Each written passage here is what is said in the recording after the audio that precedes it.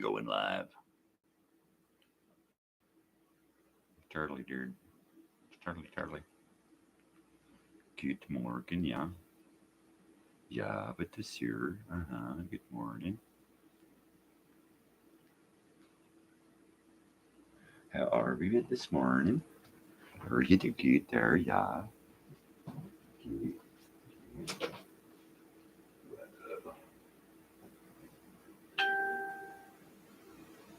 Definitely good. All right. Well, good morning, weirdos. How are we today? I hope we are all well. I am fantabulous. I'm exhausted, but doing well. Well, let's see what we got going on in here. Memories like the pages of my mind. Misty watercolored memories of the way we were. Ooh. Far out. So I'm coming off a pretty slow weekend personally. Yeah, it's been a hell of a week. Spring break means a lot of travelers out here to the desert, which means a lot of house cleaning. Clangity clang clang. Clangity clang clang. Drip drip drip drip drip drip drip. Clangity clang. Boy.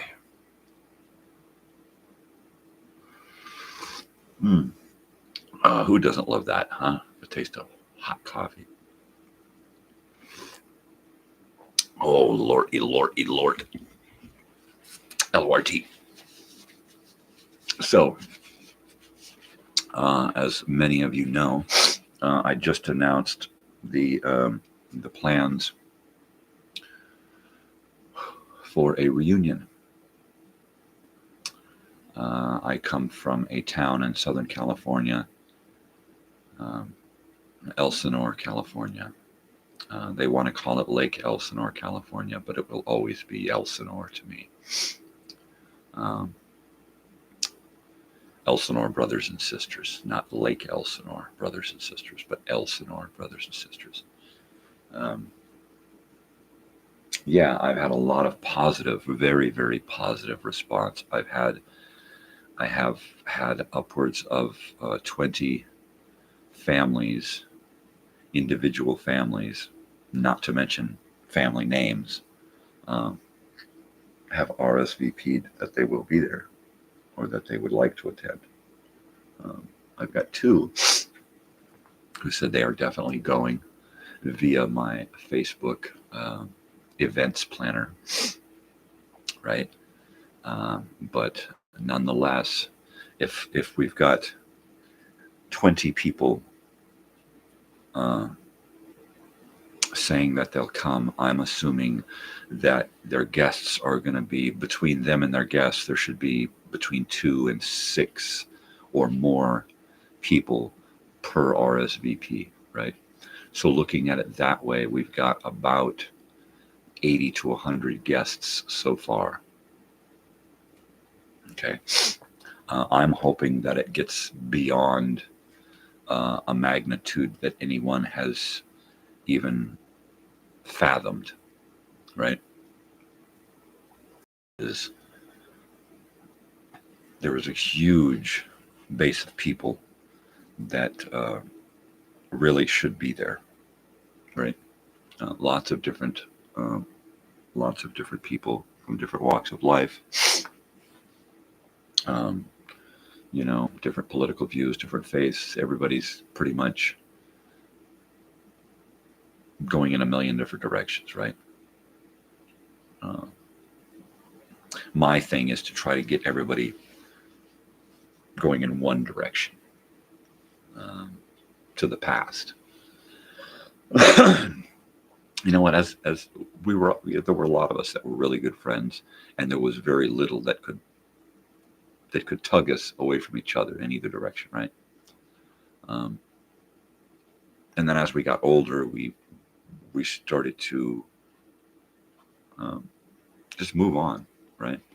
And change. Change and change and change. We've all changed so much. The thing is that we still have so much about us that's the same, right? I mean, we all come from the same place. We have so many, so few differences compared to the things that we have in common, right? Hey, you're loud, chewing on yourself over there. Good morning. But yeah, but I want to make it friendly for everybody. I mean, I'm not a religious person. I don't subscribe to any one religion. I'm more of a searcher, right? I just kind of out there, kind of playing it by ear, you know. And you know, if you've been playing along, then you know that I'm kind of a middle of the road kind of guy, right? So it was kind of the same thing with politics and religion. I'm kind of the middle of the road because I can't believe in 100% in anything, because then that won't allow me to explore the options of other possibilities, right? So I'm always middle of the road. I believe in a lot of things. 100%, no. I can't do that. It's not in my nature to believe something 100% until I have the facts kicking me in the face. And even then, it's going to be hard. Right?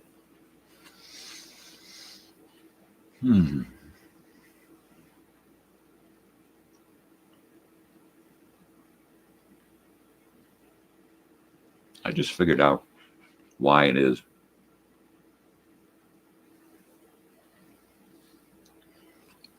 that I can turn the camera on and talk for 6 hours. My daughter thinks I'm crazy, right? Everybody I talk to thinks I'm nuts. How do you get on camera and talk for 4, 5, 6 hours? How do you do that? For a little while, I didn't know. I really didn't. I would amaze myself from the beginning, from the first season. I was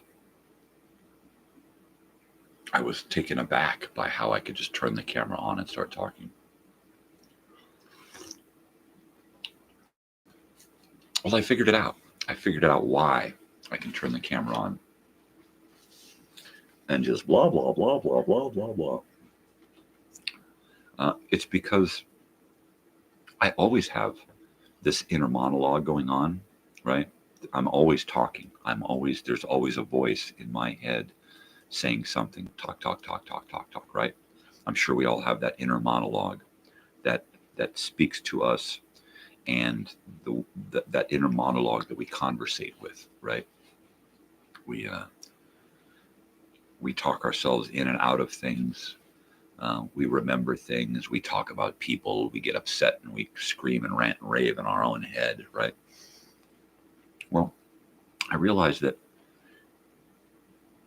because I'm such an introvert and I've always had this inner monologue going, all I had to do was externalize it. That's it.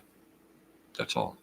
All I've done is taken the monologue that's rambling through my head, and I've kicked it into the speakers. Now everybody can hear it. That's it. That's all I've done. And it's pretty weird. That's all it took, just to flip a switch.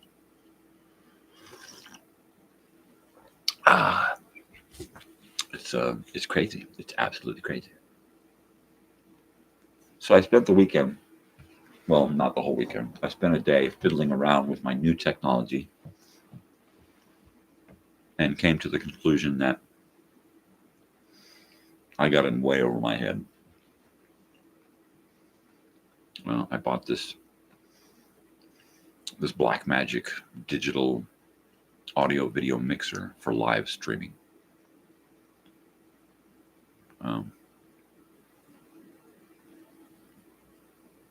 It's great. I plugged it in, hooked it up to my TV. It's got the screen set up so that I've got the preview, the live, what's going on the different cameras, my audio, everything right there on the screen. I took my USB cameras, ran them through an adapter, and plugged them into the HDMI ports. Nothing. As it turns out, I didn't do my homework, and I need 4K HDMI cameras, at least, no less than 4K. Well, those cameras are kind of expensive. Now, I do have a solution that I'm hoping will work. I have two older HD cameras. Nothing on these cameras says 4K. I'm hoping they're not 2K. They've got to be over 10 years old. So I'm hoping that they are 4K before 4K was branded 4K. Right? So that's what I'm hoping. So I ordered some HD to HDMI cables, hoping this is going to work. If it works, I've got two cameras, which means I've got live camera 1 and 2. Okay. Which means I just need to buy one more camera. And then I'm a 3-camera show, plus whatever I can feed through my fourth HDMI, which will more than likely be a laptop, and whatever I can feed to that laptop, 3 or 4 cameras, the VCR, the computer, everything. Not to mention that I can still Bluetooth everything sound-wise through my stereo and then into the audio mixer. So I still got this.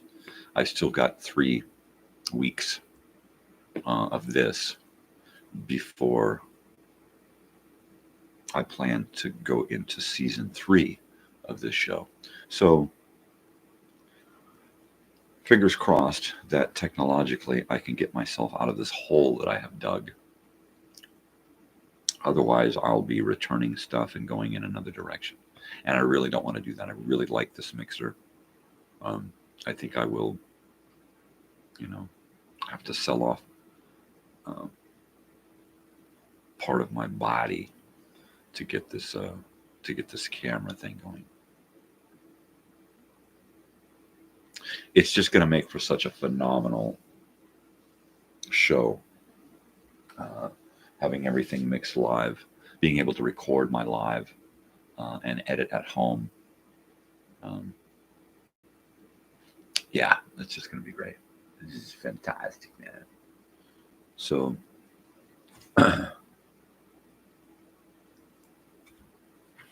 so there's that. I didn't go out. I didn't do a damn thing this weekend.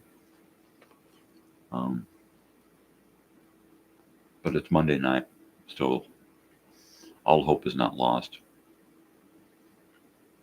I'm going to try to get out to the Giant Rock meeting room. Giant Rock.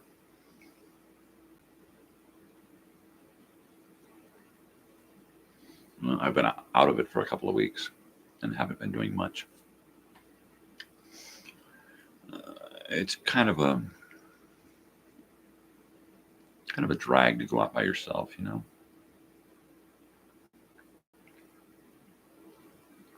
So if I can't get the old lady to go out with me, or my daughter at the very least, and then if David's not around, I really don't have any reason to go out. But I do. I need to talk to a couple of people about doing this Friday Night Live thing. And while I do need some help finishing off my Sunday show, the pilot, that's been in the works for a month and a half now. Um, I have, kind of a lot of fun with this live stuff. So if I can do a live Friday night once a week, along with my 4 days doing this, that's pretty fulfilling. That's pretty good. That's some good stuff right there. Yeah. Oh, that's good. Hot coffee, hot coffee, hot coffee.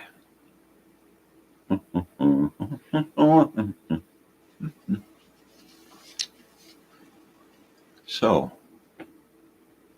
it's been kind of weird lately with this whole reunion thing happening so quick. And I don't know what prompted me to throw the idea out there again. Age, mortality,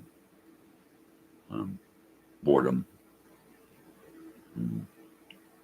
really longing to see a lot of those people from the past. There's just so many.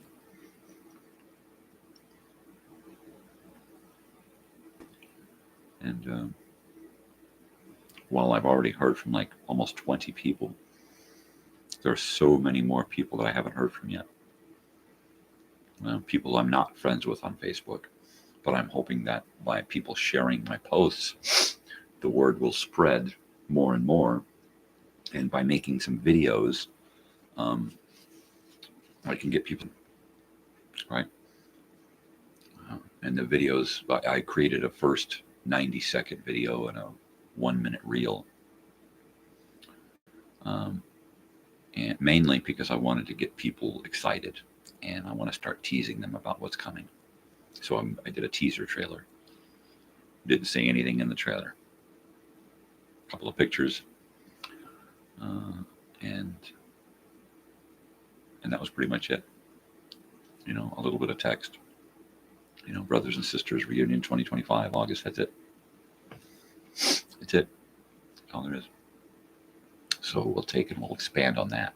And I'll keep reworking that trailer a little bit until I decide to start a new trailer. Something a little more in-depth. But I'll do a couple of teaser trailers. And then I'll start doing some more upcoming, what the events are going to be, itinerary and the works. I'm kind of excited about getting all these different people together. I'm so different that I just want to see how different everybody else has become, right? And when I say I'm different than everybody else because I really haven't changed.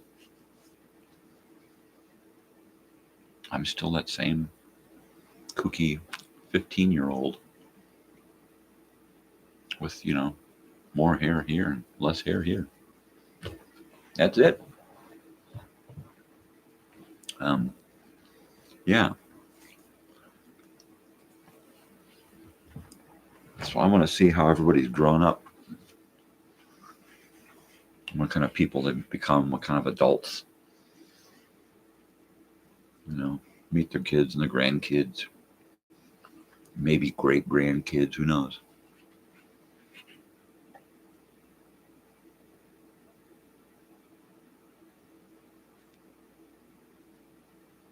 There's going to be a lot of people who are going to be dissuaded from coming just by my outward appearance.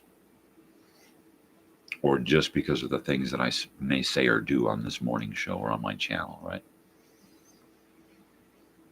I know I've got people out there who constantly delete my comments because I go against their current way of life, right? I may say something that's meant in fun and jest and humor. And, they don't want anyone to know that that their friend mentioned LSD in a post or, mentioned something goofy or silly from the past, and I can dig it, some people just, don't want to go there. I get it. I'm hoping that those same people will see that I'm not a monster. I'm not a scary guy. I'm not doing this so I can get everybody together and then, put a freaking curse on them or something. I mean, I just want everybody to have one last chance, right? To say, hi, pal. Long time no see. Right? Right? Like, for sure, Oh my God, like, you may. So, that being said, and the fact that there's going to be so many different people there, different religions, different everything, right? So, my idea to put everyone at ease and to let a lot of people know that this isn't about coming together and doing drugs. As much as some people might think, this is not about sitting around smoking pot, doing dope. It's not going to be a 3-kegger night every night. It's not, the hoochie coochie tent over here and the heroin tent over here. It's not like that. It's not even close to anything like that. My thoughts to start off every single day of the event, and I hope there's like 3 to 4 days of this. My thoughts are, let's start off every day at 8 in the morning with a huge breakfast and sunrise services, right? So every morning we'll have this big breakfast, pancakes and scrambled eggs and potatoes and just the works, right? Just tons of food. Coffee and OJ and biscuits and gravy and sausage and bacon and, cantaloupe and, oatmeal and just everything, anything you could possibly want for breakfast. Here it is. And have sunrise services every morning. So my idea is to have every morning have somebody's faith represented, a couple of people's faiths represented every morning, either by someone that we find to represent, because there's more than like one, or somebody who can just represent their own faith and get up and do what they do, I won't pretend to know any of the ins and outs about religion, all right? I've explored, but I've never really gotten in depth. So I won't pretend to know. Some of the things I say may sound,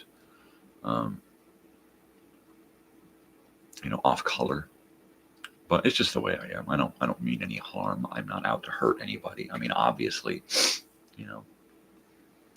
I want a family event. If somebody's going to, decides that they want to drink, fine, bring your booze or your beer or whatever, and don't get carried away. Period. If you're going to smoke your shit, there'll be a smoking area. People can smoke their tobacco and their weed or whatever, cloves, vape, whatever. They can do it over in that area, and there'll be a nice area set up for people to do what they do, in a place where they can do it.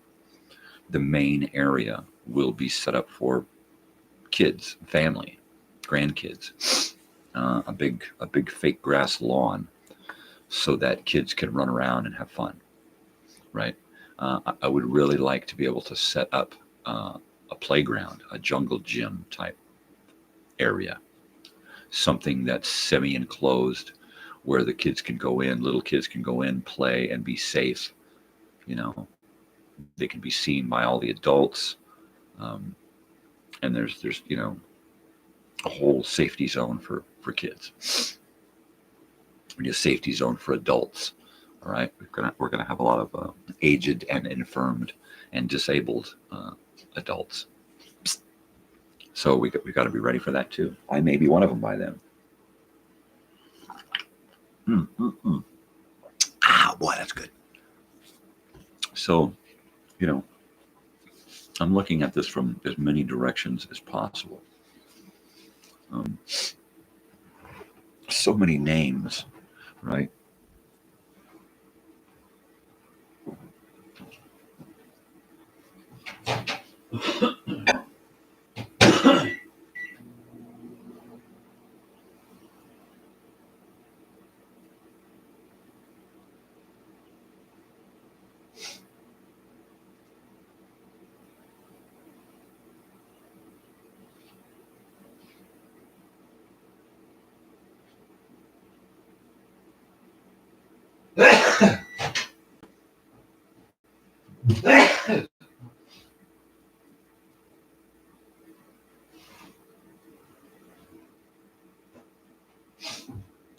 Oh,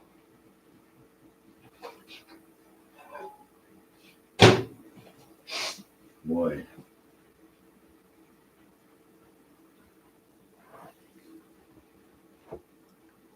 Ah, boy, sneezy. They call me sneezy. Had post-nasal drip.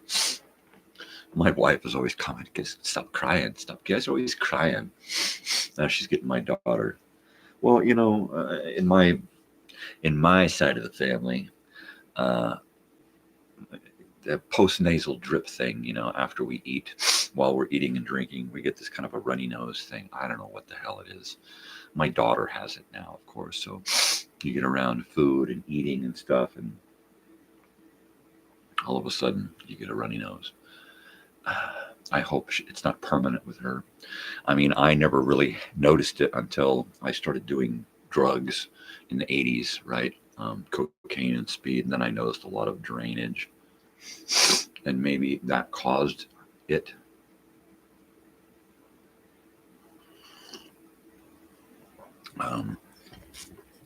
I don't condone the use of any drugs.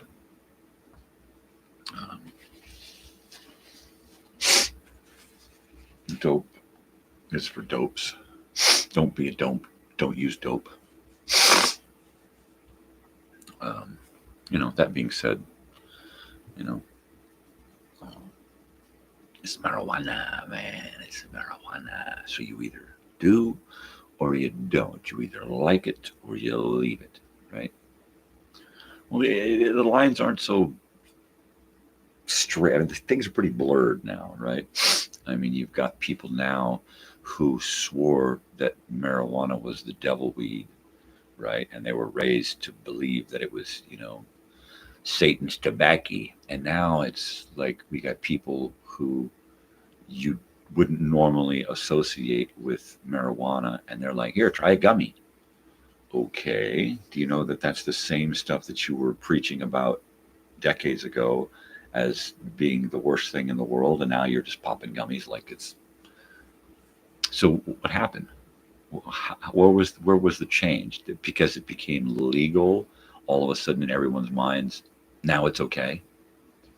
So it's the laws that dictate how we are to behave in regards to our beliefs and disbeliefs now.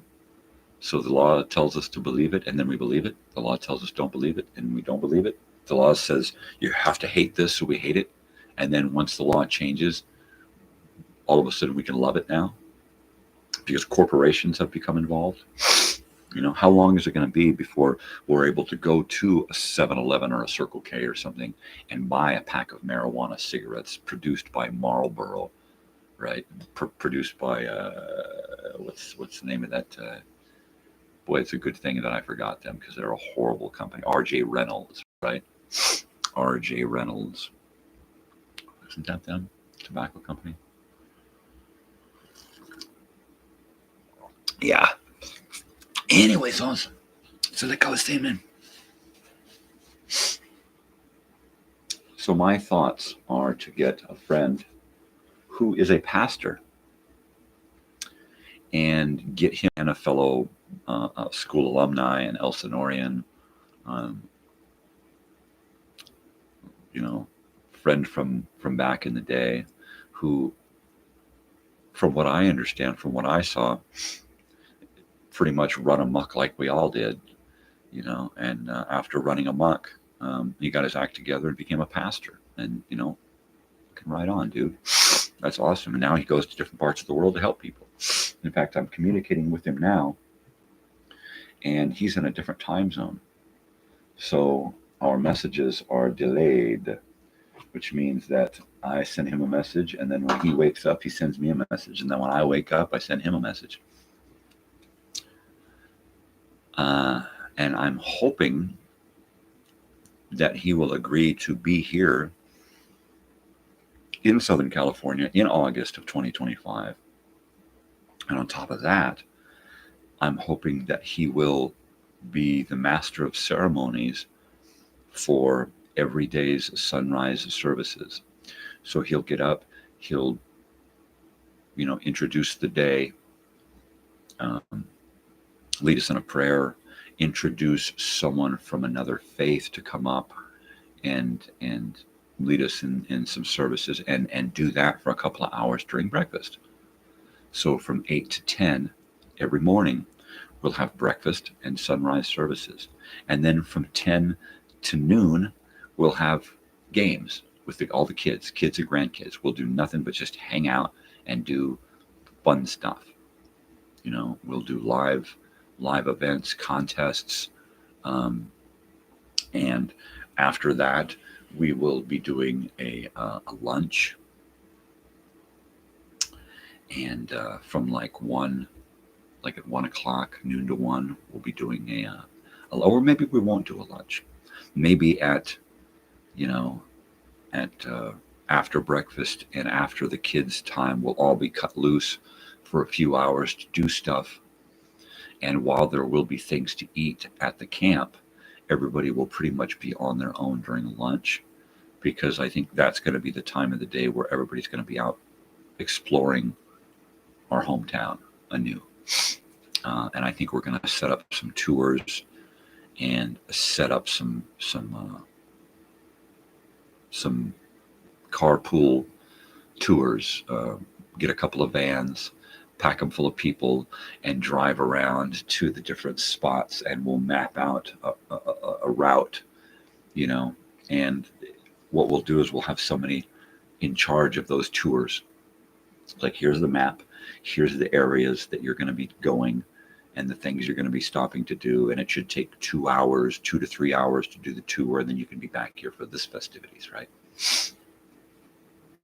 And then do that every day, because every day there are going to be people who are going to want to go out and tour, people are going to want to go on their own, people are going to want to stay here and camp. And if they know that, well, the people that I want to go with out on the tour are going on this day, so this day I'm going to stay here, and then I'm going to do this on this day, and then this day I'm going out on the tour. There you go. And I think if we just get everybody to kind of fall in line with the idea that we're just all in it to reminisce and to have fun, you know, to share everybody's experience of the last 40 or 50 years together, you know, and apart. So yeah, I'm real excited about the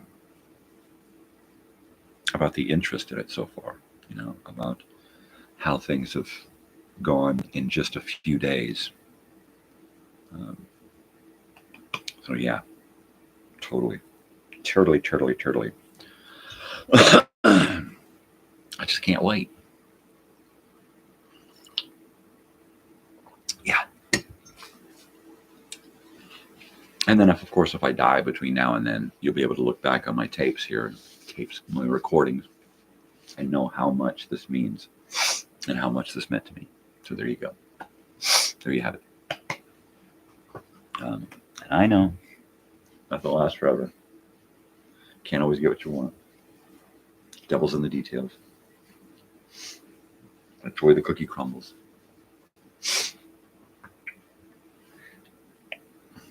So there you go. I'm just, wow. I'm still in shock and awe about the response just in, you know, a week. It's crazy. It's just crazy. In one friggin' week. So is this 26? So that means 26, 27, 28, 29. That means this week, and then next week, episodes 30, 31, 32, 33. We may do a short week and do 32 episodes. We may do a long week and do 34 episodes and do a Friday. I don't know. I don't know. I hate to leave it on an odd number for a season. I mean, I like 32. 32 is a good number. I like 32. So 33, no, not so much. 31, 34, nah. 32 sounds good. How do we figure it out to do 32? Have an off day next week. Have an off day this week. We'll see. I know that it's going to get interesting next week, especially if my computer will ever show up. Of course, it showed up here in town, went to the post office. Nobody contacted me, and it got shipped back the next day. So my laptop is bouncing around Southern California somewhere. Of course, I called QVC because I can't afford to buy a computer outright, so I have to make payments. So I called QVC, and they were gracious enough to set up sending another computer out. I have no emails and no text from those people now. Nothing.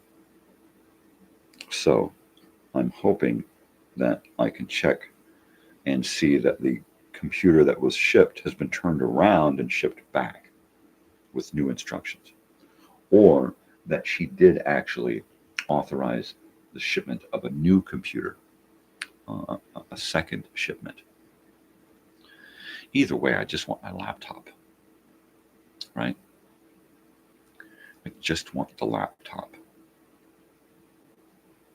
That is going to provide a much needed speed for my editing. Because it is so slow. My editing is so slow. I have to turn off everything on my computer, shut everything down, reboot, and only use the editing program. And that doesn't always work because I'm constantly going to 3D Paint to create graphics, pop out three-dimensional graphics to put in the videos. Because the text and credits and that kind of stuff, the text isn't all that great. I mean, it's got some okay stuff, but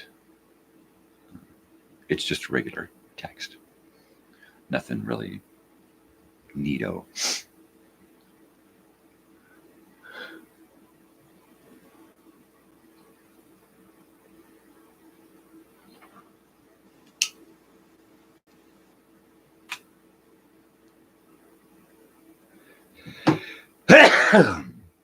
There it is. Trying to get that puppy to come out. Oh, now post-nasal drip. Jeez Louise. So, there you go.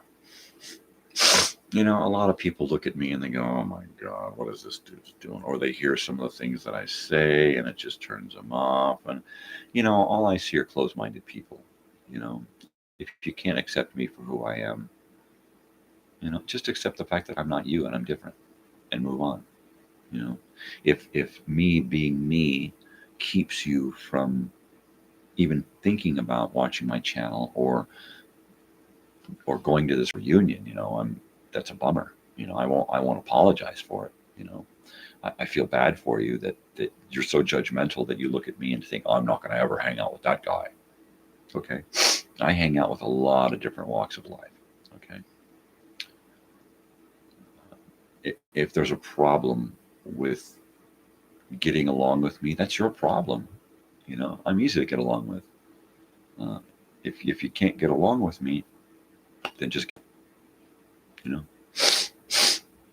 I'm not out to make any enemies, but I'm not out to make, you know, any friends that don't want to be friends. There you go. There you have it.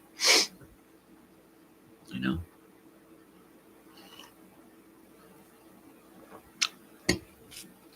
That's it right there. Acceptance and courtesy. Accept the fact that we're different. Accept that I'm not you, you're not me. and be nice about it. That's it, right? Be nice about it. That's all you got to do. My dogs are nice. I teach my dogs to be nice. They don't argue. They don't fight. And if they do get upset with each other, I just tell them to be nice. And it works. Hey, Bessie. Big Bessie. Big giant dog. Big dog. So, let's see. I don't have anything to clean today. That's crazy. Usually I've got this whole week. I've been out cleaning every day. But not today. I do have to stay awake long enough to get my daughter to school. And then my wife will pick her up from school. If it was just taking her to this one class for an hour, hour and a half, I would just park the van there, jump in the back, put the bed up, and just lay down for an hour while she's in class. Get a little snooze time. But she's going to go and study in the library with one of her buddies, one of her boyfriends. So she can get her own ride home. So mom's going to go pick her up because she won't be coming right home, which means that after I drop her off at school, I will more than likely take a dive and go crash and get some sleep. So that way I can go out this evening. Last week I missed open mic at the Giant Rock meeting room, and I'm kind of bummed out. You know, there's not a whole lot of support. There's not a big support system for musicians out here. So we try to, look out for each other. And Bush does a great open mic night. So, it would behoove me to get over there and to support him, which is what I'm going to try to do. And I want him on my show. There's a few people there that I want to try to get on my show. So if I can get over there, hang out, network a little bit, and just give my card, say here, if you haven't yet, go to my channel and check it out. See if there's anything there that you like. I would really love to get a few more people signed on for this Friday Night Live thing. But it's legwork. It really is. It's legwork. It's me getting out and meeting people. I should have gone out yesterday to the open mic at the saloon here during the day. But I was busy. We had it was a 4-house day. And while we got done early, and we were done really, really early because we got started early, I was just not up to it. Lately, I've been really, really tired. Maybe it's all the coffee I've been drinking. Maybe it's that sleepy time weed that I've been smoking. I try to get weed for sleeping, and I try to get weed for pain. The weed for pain, I try to get something that picks me up rather than knocks me down. And when I get the stuff for sleeping, I try to get it so it's kind of more of a head change, but not like coma weed. And that's what this latest stuff is. It's Royal OG, and it is a royal knock you out weed, right? Just wow. So I've been doing that lately. Oh, I hear dogs. I better go check. I'll be right back.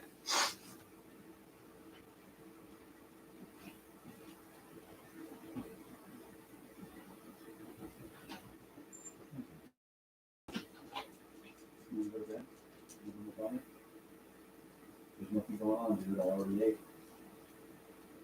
There's nothing. Come on. Come on. You don't want to go back to bed. There's nothing. Come on. Come on.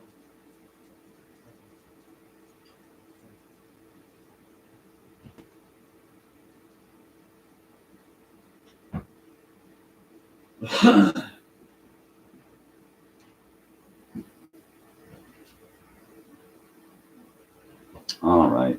Little whitey guy. He got up looking for something to eat, but it's gone now. And I ain't putting no kibble down. It's too early.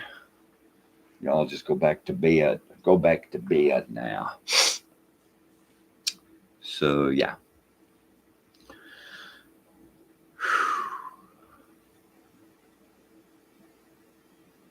Crazy. Crazy, crazy, crazy stuff.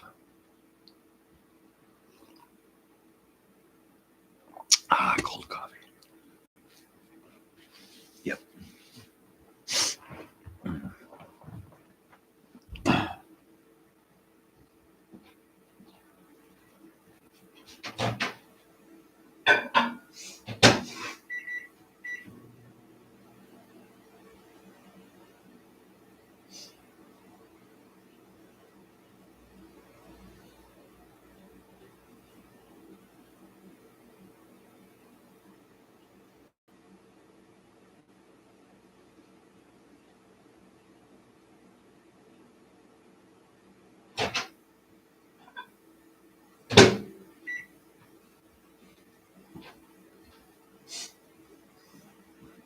Totally, man. And you know what? I'm not against religion. I'm not against any one organized people's group, right? It's just that I'm against, organized religion for the lack of education, right? It's like, let's take the uneducated and then use religion to sway them into thinking this way, right? Whereas an educated person uses religion to seek out the answers to life's most boggling questions, right? So that's where I differ. I mean, I am a spiritual person. I feel like I do have religious aspects to my character, to my nature. Once again, do I believe in anything 100%? No. Would you call me someone without faith? No. In the traditional sense, yeah, sure. But no, I have faith. I just have it in a different way than everyone else, at least that I see, right? I have my own way of believing, which doesn't mean that my way is better and everybody else's way sucks. I mean, that's not what I'm doing. That's not the way I think. It's not the way I act. Sure, I have flippant answers, and one day I'll say this, and the next day I'll totally go against myself. And that's because I'm human, and I won't commit 100% to anything. That's just the way it is. It's the way I am. I find it hard to decide on what I'm going to friggin' eat from day to day. Sometimes we'll decide we're going to have this for dinner, and then that will get made for dinner, and I will decide I don't want that. I'm going to eat this instead. And that's just the way I am. I've been eating food for 55 years. I don't always know what I want from moment to moment, let alone day to day, week to week, right? I'm not going to plan out a month schedule of what I'm going to eat, because every day is different. Every day is new. Every day I change, right? I may literally get up in the morning and decide I want this for dinner. And by the time I get to dinner, no, I don't want that. That doesn't interest me at all. Just the way it is. Just the way it is. Call me flighty, flaky, whatever. If that's your excuse for not understanding, then sure, make up a name for me, put a moniker on me, brand me such and such. And if that makes it easier for you to accept the fact that you're boring and you have, no cognitive skills for imagination or cogitation, then there you go. What the hell did he say? Leave him alone, Harry. He's using words.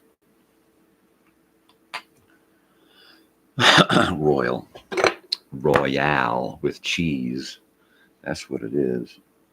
It's a Royale with cheese. the Royale. It's Royale with cheese. Check that out. Yeah, I'm going to do a little of this stuff here because this will probably not knock me out. But if that's the case, I'm going to have to get some more because if it's the weed that's knocking me out, I need different stuff. I can't sleep my whole freaking every day. Just ain't good.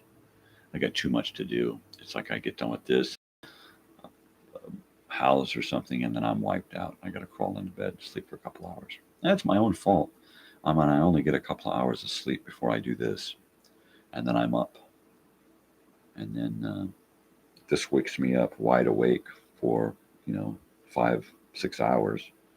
But after that, I crash hard, and I eat, and then I'm exhausted, and my eyes get heavy, and I just got to go to sleep. And then my big issue is that once I do go to sleep in the morning or the afternoon, I can't wake up. I can't just lay down for an hour and a half and get back up. It's like I go down hard and, sleep for 4 or 5 hours, no less than 3. Usually when I go down, I'm taking a nap for no less than 3 hours. And the bummer is that once I go past the hour, it's just harder and harder to wake up. And then I get up and I'm just spent, just groggy as hell. Can't function, can't do anything. Yeah, it's crazy, man. Well, I'm kind of missing my viewers. There were a few viewers that were stopping by and hanging out and chilling, I need to get some of those people hanging out. Where's Invised? I'm kind of curious as to what's up with Invised. Don't make me worry about you now. Stop in and say hi. You started this. You started this by coming by, so don't just let it end like this. Crazy Mike in the garage stopped by. That was cool. He didn't have time to hang out, but at least he come by and say hi, and that's pretty neat. That's pretty neat. It's one thing to get a knock at your door and go, oh my God, I haven't seen you like forever. Dude, right? But it's really quite another thing to have people knocking at your door from the other side of the world, right? It really is. It's like, it's one of those things that just gets me off, It's just totally cool. How bitchin' is that? That somebody from Canada or Brunei or Ireland or somebody can just, hey dude, what's up? Just thought I'd stop by. Stop by and hang out for a few minutes, see what's going on, have a little chit chat. Fucking bitchin'. That's totally awesome. Mad. I can dig it, baby. I can dig it. So, yeah.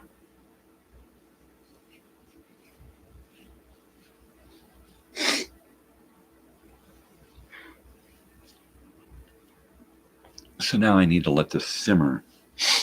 This whole reunion thing, I need to let it simmer for a week or two while I come up with some really heavy images for some video stuff, some trailer. Also last night I sat and I watched the Elsinore Brothers series, episode 1. Hi, they call me Mike. And there's the meat of it is like 10 or 11 minute documentary on me, right? With some peripheral stuff around the edges, the beginning and the end. But it's mainly a documentary about me, my birth, and then kind of through the 70s and 80s, and then kind of a glimpse beyond. But my intention for that was to create more of those little snippet 10-minute documentaries to kind of highlight different parts of my life, right? And highlight people in my life and events and other things, right? And it was quite good, right? I enjoyed watching it. There were portions of it where when I finished this documentary originally and I showed it to my daughter, I cried, all right? And then subsequent projects after that. And then every time that I saw these projects that I finished, my first half dozen projects, every time that I saw these projects again and again and again, every time I'd cry, right? And it wasn't that I felt like, man, you're such a good guy, you did such a good job, you're so good at this, you're a great director and actor, and you're just the best. It wasn't like that. It was like I made something myself about me that had meaning and depth and emotion, right? And I was able to tell a portion of my story. And the emotion of all of that is just still so overwhelming. So much so that I was almost moved to tears last night when I watched it again. And I haven't watched it like forever. But it made me thought I need to do another one of these. I need to find something, some event or person or place or thing from the 70s or 80s, and I need to create another one of these little documentaries. Okay. Wounded Knee. I don't really want to get into that yet because I still have a lot of research that I'm doing on that. So I don't want to get into the Wounded Knee. I want to get into something that's easy for me to do because I know a lot about it.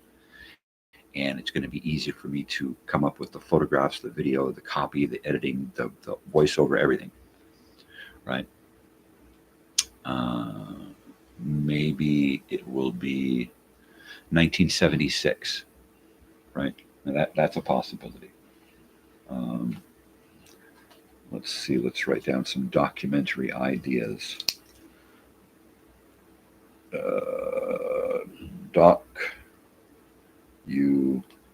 Ideas. 1976. And I've got some pictures. I've got the some pictures from the 1976 Bicentennial Parade in Lake Elsinore. There's the Prado Dam stuff. There was a lot going on in the country at that time.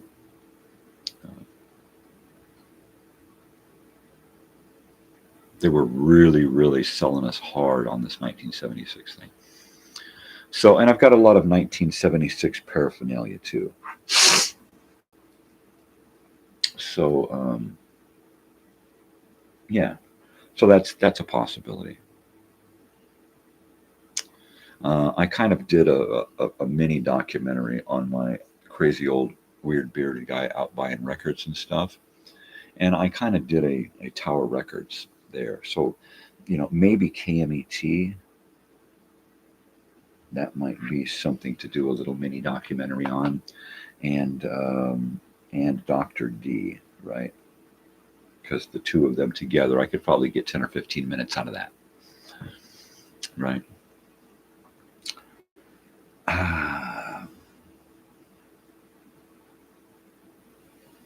Kid Video. I mean, I was pretty much Kid Video back in 1979 to 81. And that just means that my father was studying communications at UCSD, and he was constantly taking me with him to the university. So I would get out of school, like several times a month. He would yank me out of school and take me with him. Now, whether he yanked me out of school or whether I was asked not to come to school, or whether I was not in the right frame of mind to go to school on those days, or whether I just didn't have clean clothes or couldn't find my shoes, or whatever the issue was that kept me from going to school. There were a lot of days like that where I just did not make it to school, and I wound up going with him, right? And so I learned so much about video back then, before video was video, right? Before anybody knew about camcorders and that kind of stuff. I was handling big, giant Sony and Hitachi, big old fat studio cameras, right? Where you had the big tape deck over your shoulder in a bag, you know, and a big microphone and lights. And I mean, it was like you were a walking studio, right? And I was familiar with that stuff at, 11, 12 years old.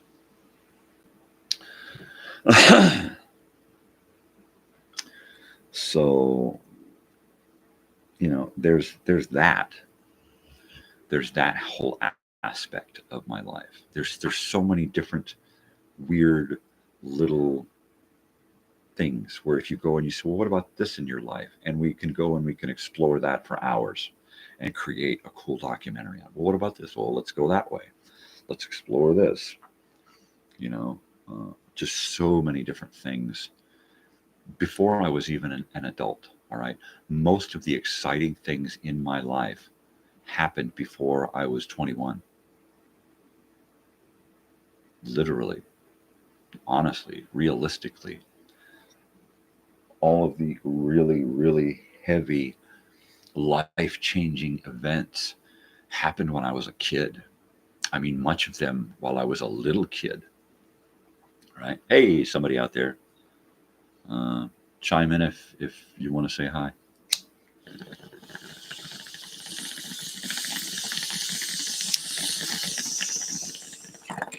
Just killing a little pain here. Because, ow.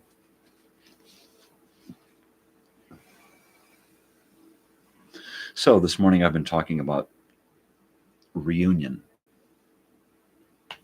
Or a reunion, brothers and sisters gathering 2025. It's one of those snowballs that I think I've already given it the nudge downhill, and it's just rolling. It may hit a few spots where it's going to slow down a little bit, but I think it's going to keep picking up speed. More and more people I can get on board, and then to share the posts and the videos about it, I think the more and more people are going to come in and want to get involved. Right now we're looking at, almost 20 people saying they're going to be there, which means them and a guest and hopefully kids and grandkids. So 2 to 6 or more people per yes, right? So we're looking at almost 100 people so far in my head, right? And I totally see that. I mean, Andy alone, him, his wife, and 2 kids, boom, there's 4. His brother and sister, and a couple of grandkids, maybe, and maybe even a kid. I imagine, a lot of people are going to have to leave their kids, their older kids at home to take care of stuff while they go out, and maybe take grandkids with them. I'm just looking at a huge family fun event, just so many things in my head already. I just have to keep writing shit down because I just keep losing myself. Losing yourself is good, man. It's totally cool. He's talking weird again, Marge. Leave him alone, Harry. Yeah. So that's that. Technologically, my show is on a standstill until I get my new technology organized and functioning. But I figure within about 2 or 3 weeks, this show should be kicked up a notch. Friday Night Live should be up and running, and it should be kicked up several notches.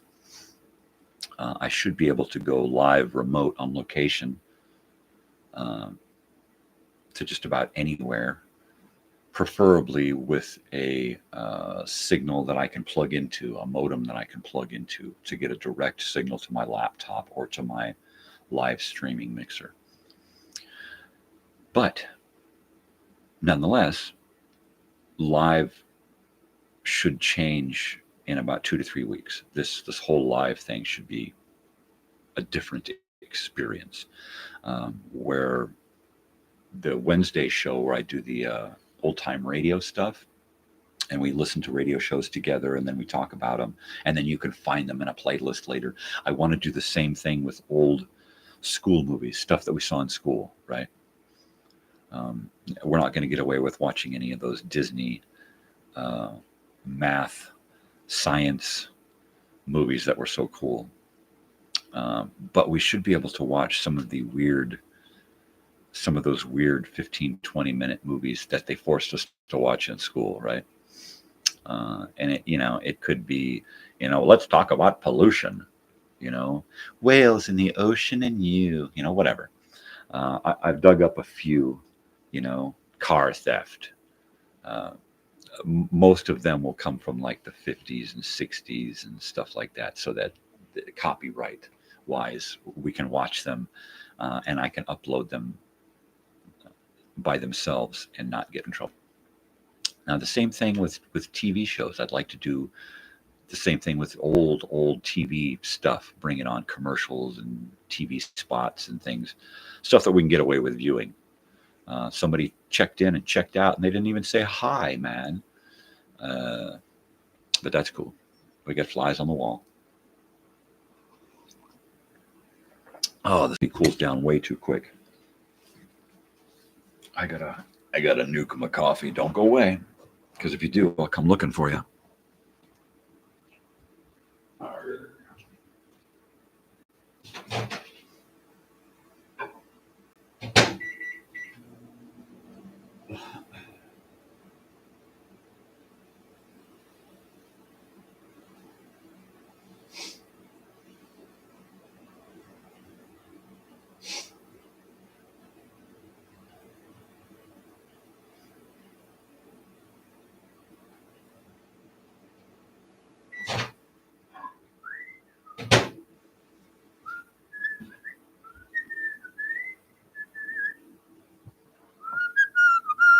All right. So if you've checked in late, I was talking with Mike, Pastor Mike, who is an old friend from Ortega High School. And Pastor Mike is out of the country right now, I believe. I'm going back and forth with him on Messenger. And we seem to be in two different time zones, because I wake up and get a message and I answer his message. And then I don't get an answer until the next day when I wake up. So he's obviously on a different time zone. He's traveling the world, spreading the word. And he was my first choice when the idea popped into my head that in order for this to be all what do you call it? This whole reunion thing has to be for everyone, right? Everybody has to feel like they belong there, right? I thought, okay, well, why not every morning from 8 to 10 we'll do a big breakfast, right? So that people have time to leave their rooms or Airbnbs or whatever and get down to camp. And 8 o'clock to 10 o'clock, we'll do a big breakfast, the usual pancakes, eggs, potatoes, coffee, orange juice, all that kind of stuff, bacon and sausage, yummy. And then the vegetarian. But my big thing is that to have sunrise services every morning, right? Friday, Saturday, Sunday, and Monday, right? Or 3 of those days. I'd like this to go as many days as possible, right? So I thought, all right, so for the first 2 hours of the day, we have breakfast and we have sunrise services. And then what we'll do is I'll get Mike involved to go after everyone to find out what faith they are to have representing them, right? And then we'll find someone like Mike, of course, will represent many. And then if we need to find someone of other faiths, you know what I'm saying, right? I mean, if I gotta, go out and find more people to come and do Sunday service, or people can even do their own Sunday services if they want to do that. Just listening. I-S-O-L-I, or is that L? LaSalle, Jersey. Well, I'm glad you're hanging out, chilling out. I'm just talking about what's been, ISOL. Okay, gotcha. Does that stand for something? In search of life? Because that's where my head takes me. In search of love, in search of life. If you're posting stuff, you're in search of likes. That's good. Well, I'm glad you're doing good. Yeah, I've been planning a reunion for years now, and I just threw it out there into the world, and I've gotten a hell of a response. So I've been sitting contemplating the different things to do and how to talk more people. Unlimited code meetings. Okay. Computer stuff then, right? So yeah, my channel, this YouTube channel, has kind of really helped me get out of my shell, and it's helping me to reach a whole lot of people that I haven't seen in decades. So I'm taking it a step further, and now I have created a 2025 event happening in August of 2025 that is going to bring much of my past brothers and sisters together in one place for a reunion. Kids, grandkids, the works. While many of us are not around any longer, there are a lot of us who are still here, and we need to get together. So that's in the works. Creating more videos is in the works. I'm waiting on another laptop to show up so that I have more processing power to create some more videos. I'm up to 120 videos now. Over 60 of them are live stuff, or 60 or more. A lot of them are music videos from concerts that I've gone to. Weird little videos. I like to make weird videos. Recordings of some of my family's recordings. I get a comment from you, and then I don't know where the comment is supposed to line up with what I'm saying. It's so weird to have these comment conversations. When is YouTube going to get to where we can do a live mic back and forth? Is that possible? I think that is possible. It is possible, I think, where I can have someone, I can share the commentary with someone, I think. I'll have to look into that, because YouTube has got a lot of cool different features that I'm just not familiar with. I mean, I've been on YouTube for 10 years or more, and I've been making videos on YouTube for almost 2 years now. And I just last month found the YouTube audio library with sound effects and music that I can use. Oh, right. So I'm like, every day I learned something new about the stuff that I have at my fingertips. And that allows me to learn something about me. It allows me to learn what the hell I can do with all of this stuff.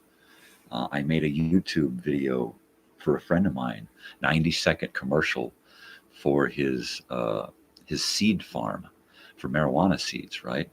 And I uploaded it not thinking, and it got pulled, right? And I got strikes against me for it.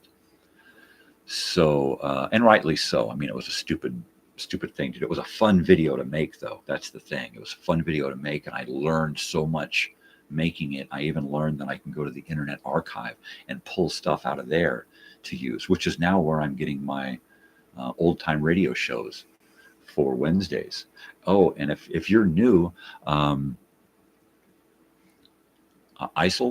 I'm going to say ISIL, because ISIL sounds cool. It sounds like a really cool 70s name. ISIL. Hey, ISIL. Uh, cool. Yeah, well, if you're new, then check out my playlists and videos and stuff, because there's a lot of weird stuff just like me. So check it out, ISIL. Yeah, I've been really going out of my way to try to not just do the same videos. Like you go to the Y Files, which I really love, or the History Guy, I really love those. Or you go to a lot of those channels, and the videos are always the same thing. It's like a production line. Um, yeah. If I edit anything, want me to send it to you? Edit. Does that mean taking my stuff and editing it and sending it back to me, or do you edit your own stuff? Because if you're making your own stuff, yeah, I'd love to see it. Put your link there, and I'll go check it out. Otherwise, I'm going to go to your channel and okay. Now, yes, what? Be specific, because I don't know what the yes means. Yes, you're going to take my stuff and re-edit it. Sure, I don't know that you can do that.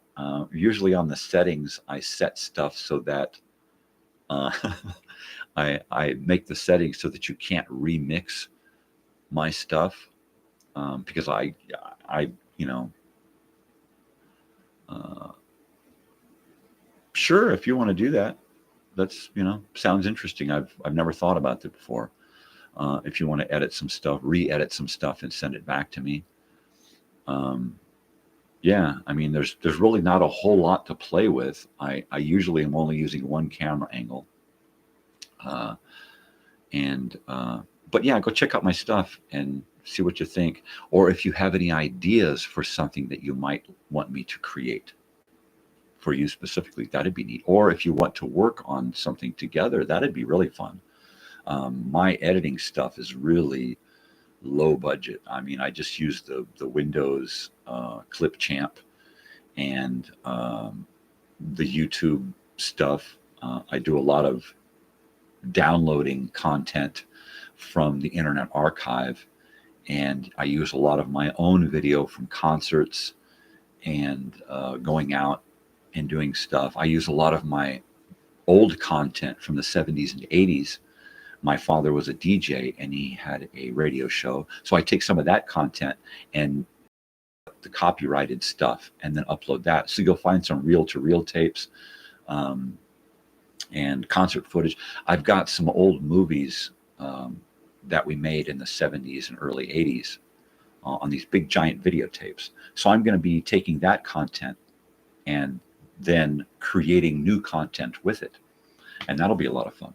But yeah, if you want to see what you can find and play around with it, I don't know that much of my stuff really, has anything worth re-editing. I think I've done 3 or 4 music videos where I just kind of sing my stuff. But like I said, it's single camera stuff. So there's not really much there to play with. But yeah, I'd totally be interested in seeing what you got, what you like to do. Because this is all new to me. I'm an analog guy in a digital world. I'm used to videotapes. I'm used to this kind of stuff. All right. I'm used to big old videotapes like this here. All right. This is a U-matic 3/4 inch tape. This is 20 minutes here. This is a 6-hour VHS. Okay. It's a 6-hour VHS. They're not similar in size. One is thicker, one is thinner. And then this has a companion. So if this is 20 minutes, it's got a big brother who's just a big old giant tape, right? And isn't that huge? All right, look at that. This is as big as my head, right? That's a huge tape. It's 3/4 inch thick tape. It's a monster compared to this VHS, right? It's just a monster of a tape. So I've got a bunch of old family movies And when I say family movies, I mean way overproduced college project movies, right? That my father had to do to get a grade. So he quite often would put us kids into these little productions, production value. So we did what we had to do, and became little actors and stuff. But those are fun little glimpses into the past that I can't wait to bring to y'all. It was a lot of fun. I didn't like it so much when I was a kid, and I was forced to get in front of the camera and be an extrovert, because I'm an introvert, right? You wouldn't know it by this show. But like I discussed earlier, I found that the best thing to do with this show was just to take my inner monologue, and just externalize it. So everything you're hearing is the stuff that would normally be going through my head. All right. I'm just allowing it to come out and then using it to converse. But yeah, I was really into videotape editing back when video was on tape. My father would get me out of school in the 4th grade, 5th grade, and he would take me to UCSD with him, and I would spend the whole day on campus in the video studios, in the props department, on a sound stage, in a lecture hall. One of my favorite classes that he would take me to was his anthropology class, and they would just sit there and talk about the dawn of man, right? And that was a fun class. I enjoyed that one. I really got into archaeology when I was young, and I thought that I was going to be an archaeologist, but of course things, go wherever they go, and sometimes we don't control them. But that would have been one of the things. If I could have gone back and, gotten my education early, I probably would have been anthropology or archaeology or something. I'd probably be out in a field somewhere digging up bones, trying to reconstruct somebody's past.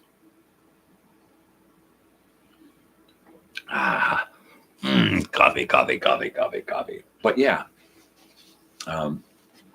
this whole digital editing thing is really, I mean, it's still a mind bender, to have everything so compact, and you don't have to have tape machine and a tape machine and a tape machine, and then a big levers and mixers and big old giant fat buttons, smash. Oh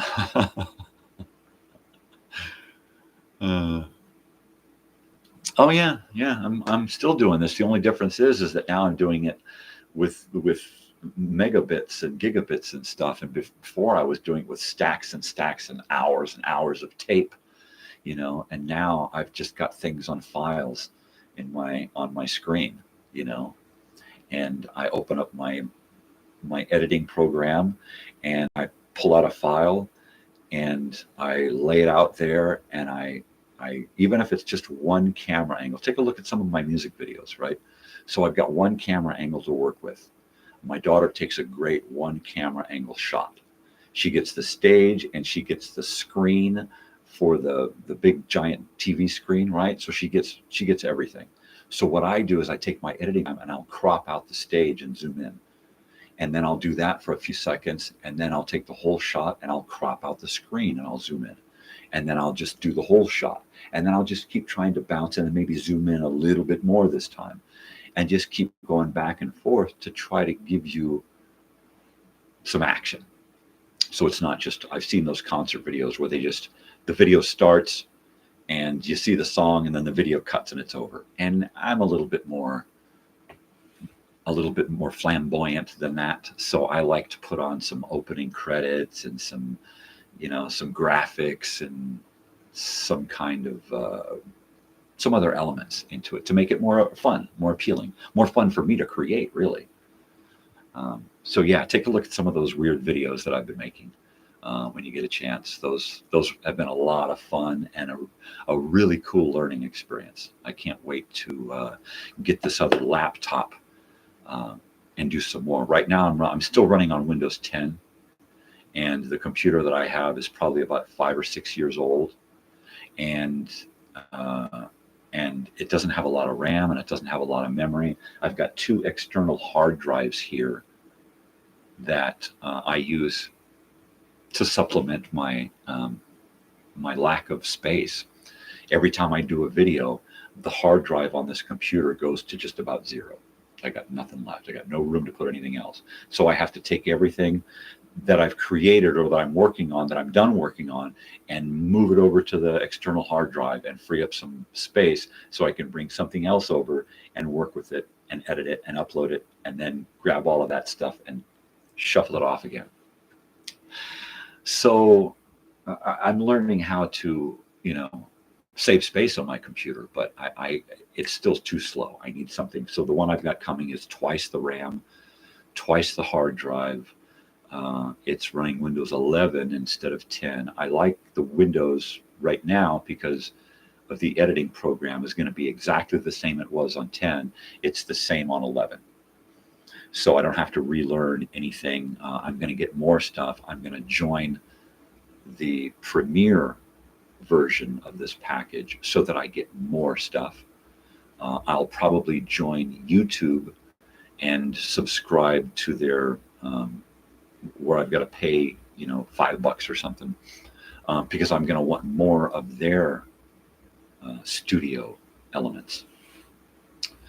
And then of course I'm going to subscribe to the Internet Archive, so that not only will I be able to use the stuff from there, but I'll be able to save it, store it, catalog it, and access it easier. So when I do the Wednesday morning old time radio show, I can just go to my list, click a button, and play it, rather than have to search through every time to find the correct show for the day. I could just download it onto my phone and then play it from there. But then once again, then I'm just chewing up memory space and have to download and put stuff away, and it just becomes a logistical nightmare. Somebody left us again. Are you still with us, Isel? Yeah. This whole experience. Have you posted your stuff on other places than this YouTube page? My YouTube channel, Crazy Old Weird Bearded Guy. Oh, cool. Crazy Old Weird Bearded Guy is my channel. There's 120 videos here on my channel. Do we call it a page? Is that what we call it? I call it a channel. So on my channel, there's 120. Did I say that 120 videos? Yeah, it's about 120 videos. Most of it's original content. I have a YouTube and a TikTok account, but I just started those. The only reason I started those was to get in touch with musicians and artists for my Friday Night Live show and to promote my YouTube channel. I won't be doing a whole lot of stuff with TikTok and Instagram right away, other than uploading trailers and teaser trailers and photographs and stuff from earlier in my channel, stuff from last year. And then I'll just kind of try to get people to come to my YouTube place, because this is where I'm at. This is where I have the most fun. This is where most of my challenges lie. So this is pretty much it, YouTube. I use Facebook to promote this. I use Instagram and TikTok to promote this. This is where it's at for me. That might change, but for now, this is where I'm at. I don't ever see myself getting my own website, but you never know. What are you going to cook? And where are you at? What part of the world are you at? I'm in Southern California. So Sweden, that is awesome. Well, I'm going to make a note of that. Isel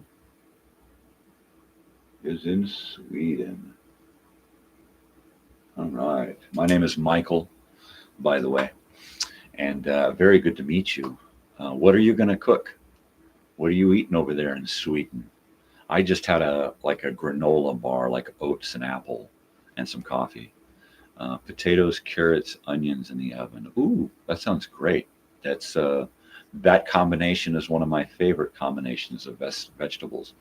I like those potatoes to get soft and crispy on the outside. I like those onions to caramelize, and I like those carrots to be just a little stiff. You know, nobody likes a mushy carrot, right? What do you have with your vegetables, or is that it? A little cheese, little egg. What are you doing? What time is it there? Are you doing breakfast, lunch, or dinner? It's not even breakfast time here. My family won't even get up for another couple of hours. Ah, ketchup. It sounds like my daughter. 15:30 there, huh? 15:30. That would make it 3:30 p.m. Sweden time. Yeah, it's 6:30 in the a.m. here. Yeah. So you're doing kind of a supper, late lunch, early dinner thing. And well, then, you know, at different parts of the world, they have their main meal at different times, right? Like in the United States, we used to have our main meal about 3, when this was mainly an agricultural, right, place. Of course, city folks, they always had their dinner around 6 or 7. Um, but yeah, supper was 3. That was the main meal of the day here for most of the average people. You know, of course, that's changed ever since I got older. I just kind of eat whenever I get hungry. I try not to eat too late. Sometimes I won't even eat dinner till 7 or 8 at night. You know, um, but yeah, I lost a lot of weight lately because my appetite has just gone wonky on me. I never I never know when I'm going to be hungry, and most often I will forget to eat. Yeah, I get so wrapped up in all this stuff that's going on, music and videos and open mic and concerts and stuff, that I just totally space out, and all of a sudden I will just get doubled over in pain. Like, oh my gosh, I haven't eaten in 7 hours. Hello. Uh, well, I hope you enjoy uh, your food. I don't want to keep you, so if you have to go, I get it. Eat once or twice a day, no particular time. Yeah, I mean, my daughter, she eats every hour or two. She's smart. She's really got a head going on. She's 19, and she's learned to just eat every couple of hours a little bit. Eat every couple of hours a little bit, little bit, little bit. So she's kind of eating all throughout the day. Uh, Feed into that metabolism, but don't overgorge it, right? I guess. Uh, and she's got a perfect figure, so she must be doing something right. Um, my wife is Mexican, so my daughter's half Mexican, so she really has like 2 different cultures of food to choose from on a normal, everyday basis. Not to mention the other foods that we like to experiment with. We like Japanese food, Chinese food. Um, we really love sushi and going out to sushi. Yeah, I mean, you just get so wrapped up in things that are going on in your head, you forget about the rest of your body, right? It's like that with video games, right? I'm 55, and I love to play video games.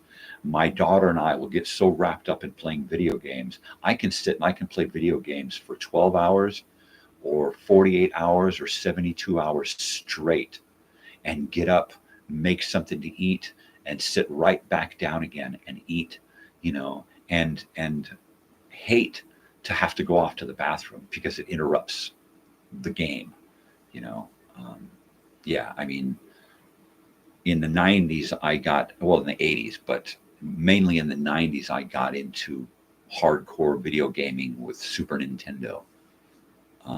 And then from there, got into Sega Genesis and PlayStation 2 and Nintendo 64, and had every friggin' unit you know, in every friggin' game.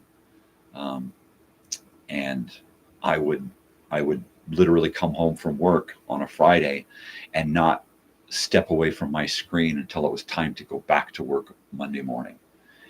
And then would spend the rest of that week trying to catch up on sleep so that when the weekend came, I could just go right back in there.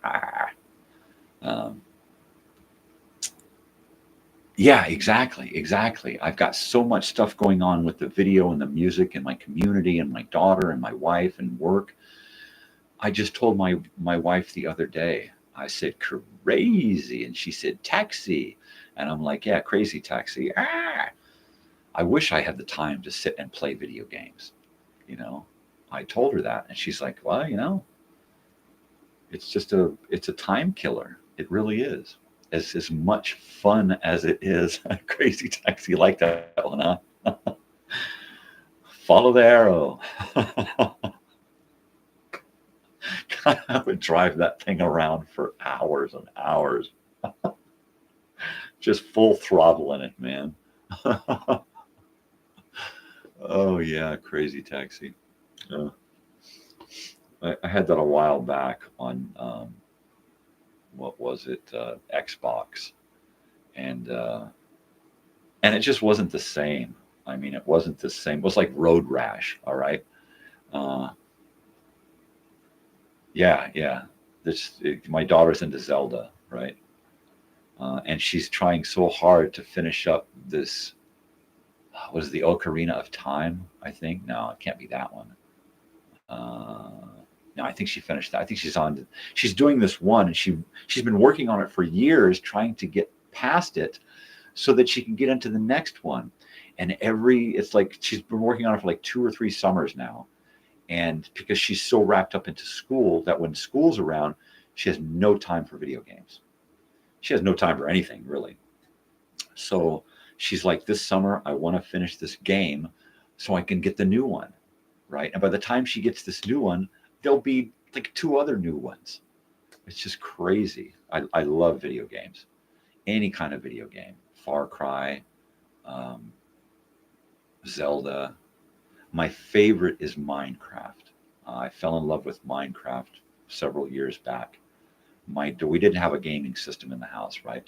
And my daughter, for like 8 months, was watching these Minecraft videos by, what was that guy's name? That cat guy.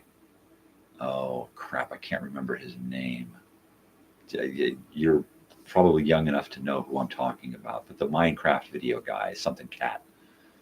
And so she watches these videos. Oh, really? That was early on. She started watching these videos when they started Minecraft, or a few years after, right? So she was really into it. She knew everything about Minecraft and had never played 1 second, right?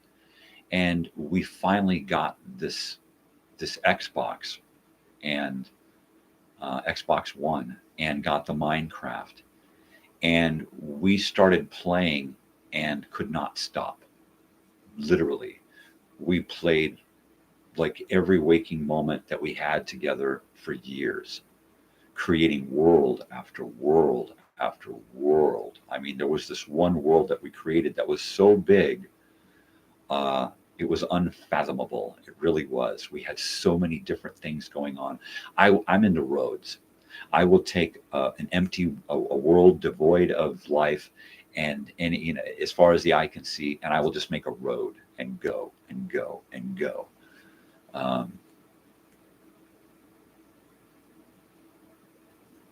Yeah, I'm sure it was huge. It was huge everywhere. It was really huge in our house. My wife, who is not a gamer, was like, "Would you guys put it down and go to sleep?" With the first day that we got it, we would not leave the TV. It was like Christmas or birthday or something. I think it was Christmas. And she's like, "Would you guys stop?" And we're like, "No, we're not going to stop. We are going to enjoy the hell out of this right now while we have the time. And then at some point, I'm off to work and she's back to school because vacation's over, and we're not going to have this." So I'm like, "No, we're not going to stop. We're gonna stay up till 3 in the morning if we want to. You know, we're gonna we're going to trade off and just keep going and going and going and going, because that's what we found together. Now we have music. Now we have music together. My daughter finally came out and started sharing her musical interests with us. For years, it was all kind of one-sided, Dad cranking up Rush and Led Zeppelin and the Rolling Stones and, Three Dog Night stuff. So I'm cranking stuff up and she's absorbing it, right? Well, she's going off to school and meeting people and hearing about music and learning about music in her world, right? So, several years ago, it's like, okay, check this out, and I get this record collection handed down to me from my father when he passes away. And now she wants to start buying records. So I make her a stereo, an old 1975 Sanyo turntable and realistic elements and stuff. So now we're sharing music back and forth. She's sharing her new interests. Her interests go back to 1995. I stopped listening to music in about 1995. I just gave up on it. I was tired of the radio, tired of trying to figure out what I liked and what I didn't. And music was hard to get back then. Now you can get music at the snap of a finger, push of a button. You're listening to anything you want, right? Back then it was too hard to experiment. It was too expensive, right? You spent all your day sitting in the record shop listening to samples of stuff, or you had to buy stuff and go, this is crap. Why did I buy this, right? 95, you were born in 95, right on. That's totally cool. I was born in 68. And my daughter was born in 04. She was born in 04. Totally. I'm an oldie but a goodie. So yeah, it was hard to do new music.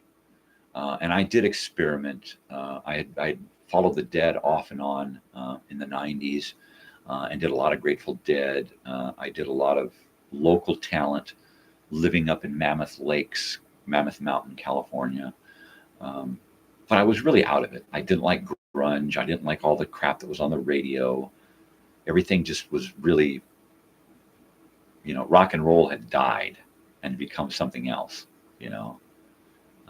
Everything started to change August 1st, 1981, when MTV came online. Everything started to change and it became more about visuals than about music. So, so I was kind of on the way out musically. By the 90s, mid 90s, I was done. It was like, some people will say, well, it was the death of Jerry Garcia that did it for me, and that might have had something to do with it. I just wasn't into it anymore. And my daughter, of course, she gets into music and she's looking, her musical interests go back to 95, where mine stopped. So now she takes me and says, check this out. And I'm like, well, who the hell are these? Oh, they've been around 20 or 30 years. It's like, well, So yeah, and she loves to go to concerts now. So she's taken us to so many concerts, yeah, exactly. She picked up where I left off, and it's fantastic. Hey, Dad, check this out. You ever hear about these guys? Nope. Well, we're going to see them. All right. When are we going to see them? Yeah, I mean, I've literally been introduced to so much. I could grab my list here and read off to you the shows that she's taken me to and the shows that she's gone to see, right? And I make her add to this list because it happens so frequently now that I never know when I'm supposed to be ready for a show, right? Am I going to a show? Am I taking you and your friend to a show and dropping you off and then finding something to do I need to know so I can plan these things. It used to be, well, in 6 months or 8 months or next year, we're going to a show, be ready for it. And then we'd wait and wait and wait. And then the show would come, right? And now it's like, we'd get done with the show and she'd be like, okay, in 2-3 weeks, we're going to do it again. We got another show. And I'm like, oh man, she doesn't drive. So I'm the guy. I'm gonna remix some stuff, huh? Well, good. Come back another day, please. I would really like to see you. Anyway, yeah, Harry, 1975, Lucas Nelson, A Promise of the Real, Pierce the Veil, The Used, Fall Out Boy, Paramore, um, Mitch Rowland, Los Campesinos, The Killers. I mean, literally, that's a taste of the concerts that we're doing. I mean, and have done. It's crazy. All right, man, go cook, go eat. I said man. I'm Michael, but I say man or dude. What's up, bruh? I say that to my wife. What's up, bruh? Dude. So yeah, have a good rest of your day, and enjoy your food. Now you're making me hungry. My name is. Okay, I know there's a little thing over the A. Man. Oh, man. Right on, man. Man fits. So what is how do you pronounce that? Man? Myan? I'm horrible with, I do okay speaking the English language. I'm just not great reading it. But cool, man. That's awesome. Yeah. Muens? Muen? Muen? Muen? Muen? Muen?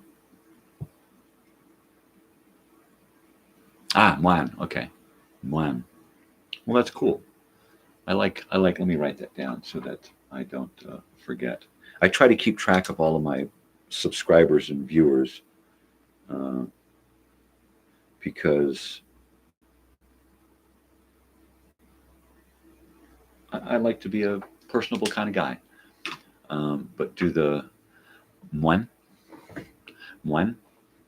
It's not very close, but it works for Muen. Okay. I'll try it again, and you let me know if I'm correct. Muen. Muen? Muen? All right. See you later. Take it easy. Have a good rest of your day. And it was good talking to you. Awesome. See ya. Stop by anytime. Anytime. I enjoy the company. What a day. What a day. Yeah, you take care too. It'll be neat to see what you come up with your remixing. I've never thought about that. So yeah, that'll be cool. Awesome. That's community right there, right? That's awesome. It's my big thing about social media is I feel like it's more of a community than a network of, really a network of posts, right? A string of a thread of thoughts that really don't go anywhere, right? I kind of feel like this is more community, and that's why I try to keep track of who I'm talking to and names and places and things, because when it's because it's neat, it's very cool to have people from the other side of the world that I can say, hey, I know these people. In fact, I'm gonna get a world map, and I'm gonna put it on a cork board, which means I need another cork board. So, well, I got one in my room. I guess I'll use that one. I am going to get a cork board and put on it a map of the world.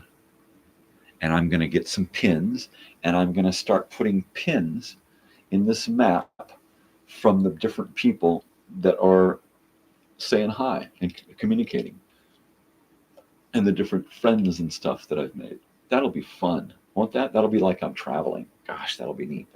All right, I'm gonna write that down now. When.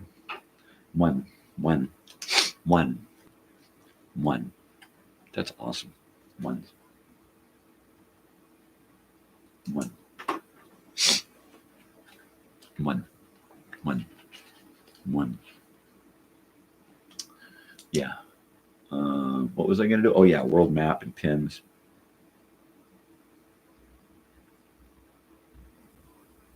And pin. Ooh, I can also do the thread, the yarn thread going out. That'd be neat too, to reach the different parts of the globe. Ooh, I like that. I like it. Like it a lot. Yeah. That's cool. I can't believe I had a viewer from Sweden hanging out, chilling. I hope you subscribed. That'd be totally cool. That would knock me up to 68, right?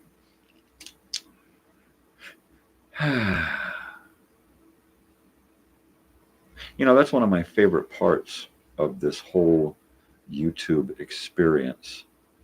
Thank you for being a new subscriber, Isel. One. That's awesome. That is awesome sauce. Cool beans. 68. I was born in 68. That's like something to celebrate, you know. 68 subscribers. 68's a good number for me. That's bitching. This guy's live. This crazy old weird bearded guy is live. I'm up to 120 videos, most of which are original content. I go through these phases of creating and uploading, and then into music and music videos, and then, you know, and I just keep kind of bouncing back and forth from kind of creative outlet to creative outlet, right? And just kind of bounce back and forth and around. And now it looks like Isel is going to take some of my stuff and re-edit it and send it back to me, right? Never heard of that, so that should be interesting.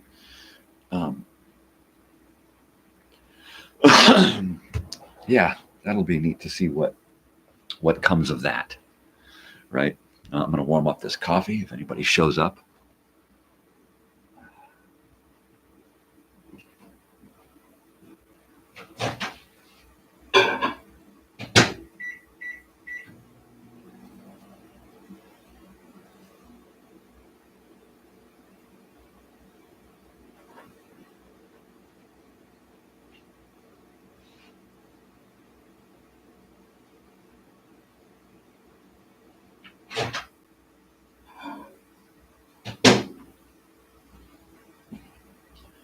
Yeah, you know what? I don't know what I like more in the morning. You know, sitting here talking, or sitting here talking with someone, you know, or listening to those radio shows. You know, I mean, I can't wait until we can start watching school movies together, right? That's gonna be a lot of fun. I've already got a few picked out, and I think we'll do like, you know, one or two, depending on the length. I don't want to go more than an hour with the movies. I'm going to do the short 15, 20, and, you know, we can do 2 or 3, try to keep it within an hour. I'm trying to keep the old time radio shows under 2 hours. Some of them go to half an hour in length. Some of them are only 20, 22 minutes. But, you know, I want to keep it around 2 hours with the old time radio, and try to put under at least under 2 hours, but hopefully under an hour for the video stuff. It just gives me more time to talk about it, you know. I try to take a little bit of time in between the audio stuff, the old time radio stuff, to have a little bit of conversation, to talk about the characters, the writers, the directors, the show itself, you know, whatever, what have you.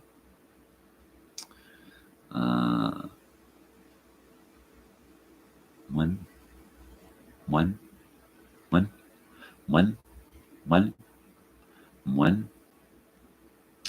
Yeah, I'll keep practicing that. Maybe I'll see if I can do a, let's see if I can.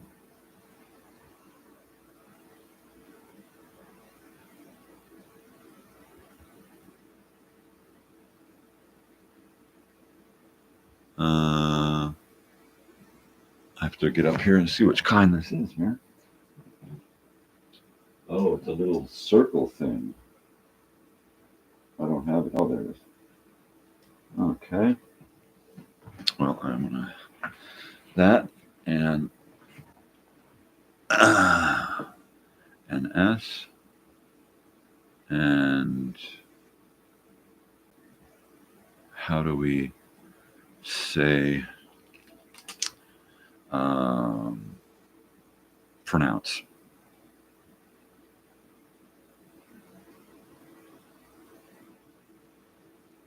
In English. Mon. Let me hear it.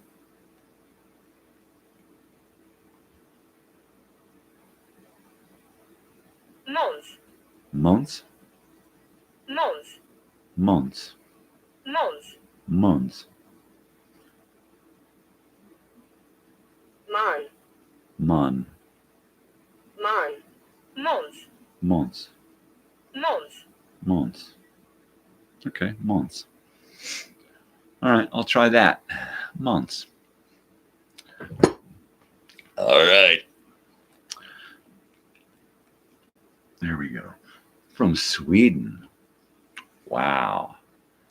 That's awesome. Yeah, I got to get a world map. This is getting too cool. You know, I never thought that this crazy old weird bearded guy would be able to do something like this.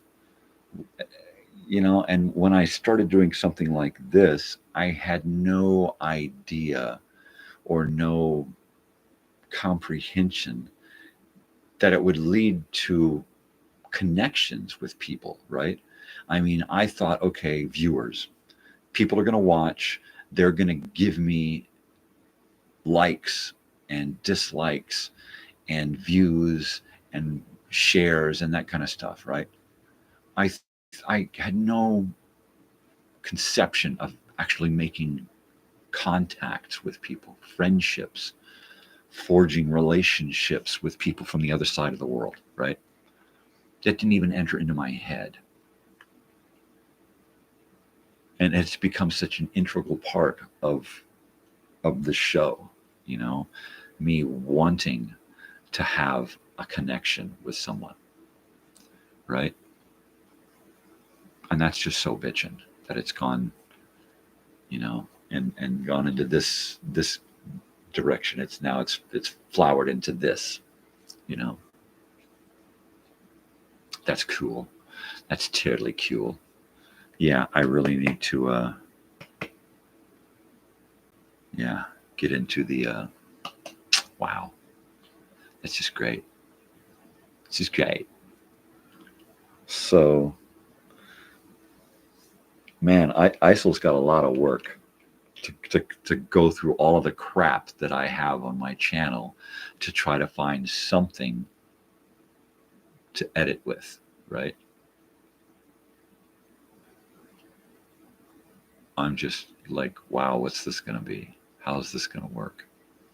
What is going to be the Swedish version of editing my crap going to look like? Well, once again, I'm really, really happy to have met somebody from another part of the planet, let alone, you know, it's really a pick-me-up to have someone here that they think I'm cool, you know.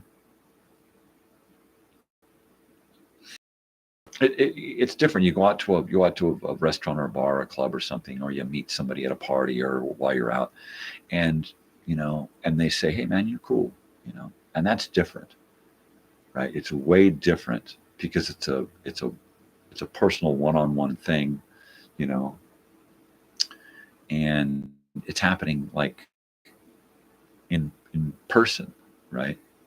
And that doesn't even mean half as much as it means to meet somebody from Sweden, you know, and to have them think that I'm an okay guy. I mean, that is bitching, you know. That is so cool, you know. And we've got so almost 30 years old, right? 28, 29 months from months from Sweden. That's so cool. Now I want potatoes and carrots and onions. Dang it. But I probably wouldn't have ketchup. My daughter would. She's like, ketchup is like a main food, right?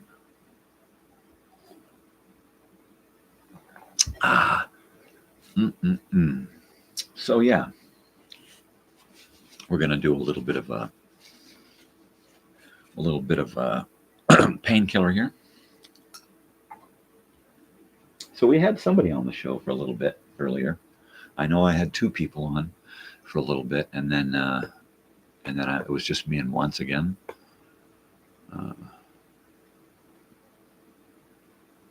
Once.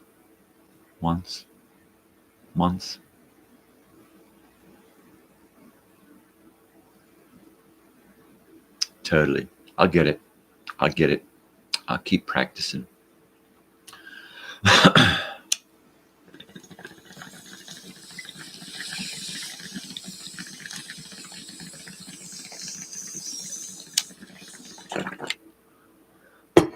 Well, I haven't heard from Invised in a little while. From over there in Brunei. I hope everything is well.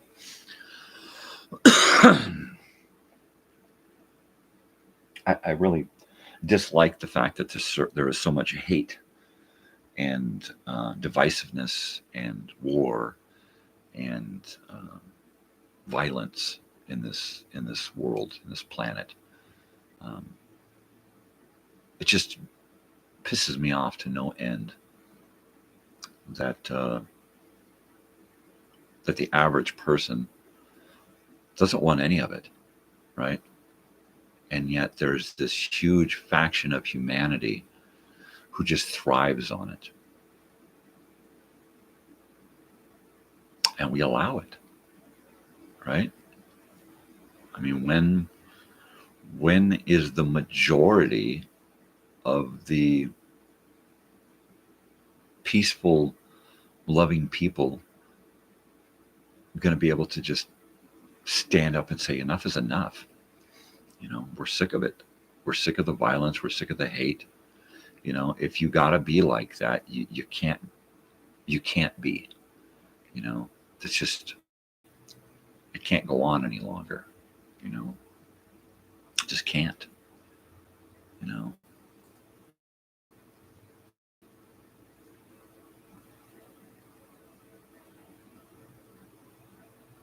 It just can't.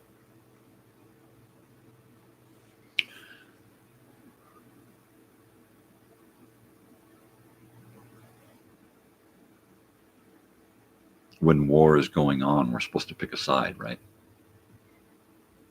We're supposed to decide, you know, one side good, one side bad. And it's not cut and dry. It's not black and white. It's just not. So much gray, you know, and the gray areas are the people, the average people who just don't want it, period. You know, war begins when logic fails. You know, why do we allow such illogical people to be in control? Explain to me that, how everything is so upside freaking down that that we allow these assholes to cause all of this bullshit that we are ultimately responsible for. We ultimately have to live with the pain and the suffering of war. You know, the governments will gather up these people, turn them into soldiers, take them out, make them fight these wars, and then bring them back and then dump them on the regular citizens of this world and say, okay, now you deal with it. Right? We've taken these people, we've corrupted them, we've destroyed them, and brutalized their souls, and now you're responsible for them. Give us more people to brutalize. I just don't get it. You know, you gotta pick a side. Oh no, I don't. I'm against both sides. If you have to fight a war, whether you're defending yourself or fighting a war, there has to be something better. I cannot get behind, you know, I cannot get involved in a war unless it's at my freaking doorstep. You know, my involvement in a war is to make it fucking stop. Right? Make it stop. That's how I want to get involved in a war. Not to fight, not to back one side or the other, but to get these two poor freaking countries to stop trying to kill each other. That's it. You know, it's unfortunate. It is really unfortunate that, you know, people on both sides are suffering horribly. But if you look at it, the big picture is there are two factions controlling their people and manipulating their people into hating each other, flat out. You know, well, those people are savages. They're brutal. They're rapists and murderers and killers, and you know that may or may not be so. But how are we going to know it for sure if all we're going to do is lob bombs at each other? You know, I mean, my ultimate solution is to gas any region that's at war and knock them all out, put them to sleep, gather them up 2 by 2, and shuffle them off into rooms and set them down and say, okay, figure it out. You know, we live together or die alone. Figure it out. We need, you know, it's not gonna. It's we can't do this anymore.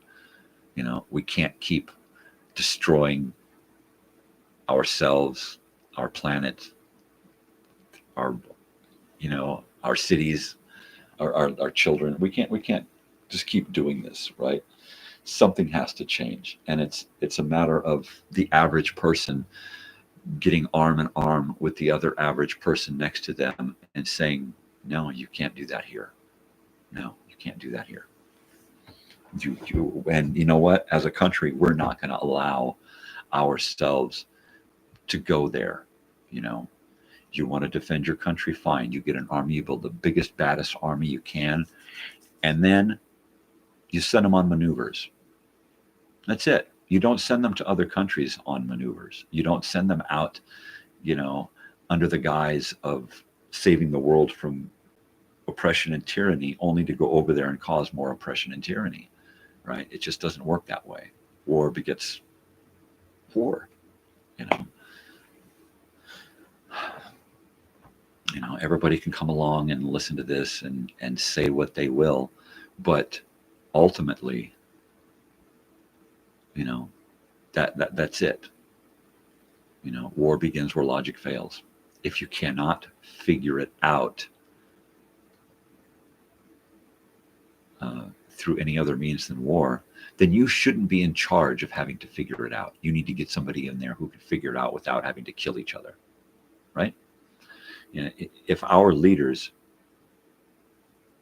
have to pick up arms against other humans, right, or force us to, in order to solve a problem, they're not the people that we want in charge of those problems.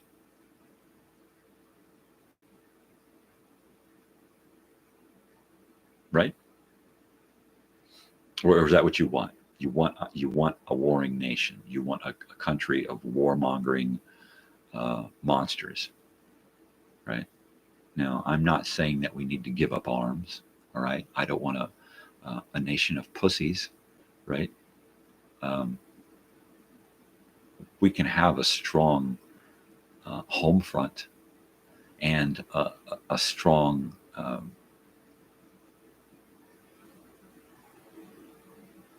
national defense without abusing that power, right? You would think. But every time we get this buildup of arms, it seems like we've got to cut loose somewhere, right? An unused weapon is a useless weapon. So we find a reason to go, or manufacture a reason to go out and use things that we should only be using as a defense. You know, where we're protecting this. No, we're not. We're being bullies is what we're doing. We're going out and we're forcing ourselves upon others. I mean, it's like molesting, you know.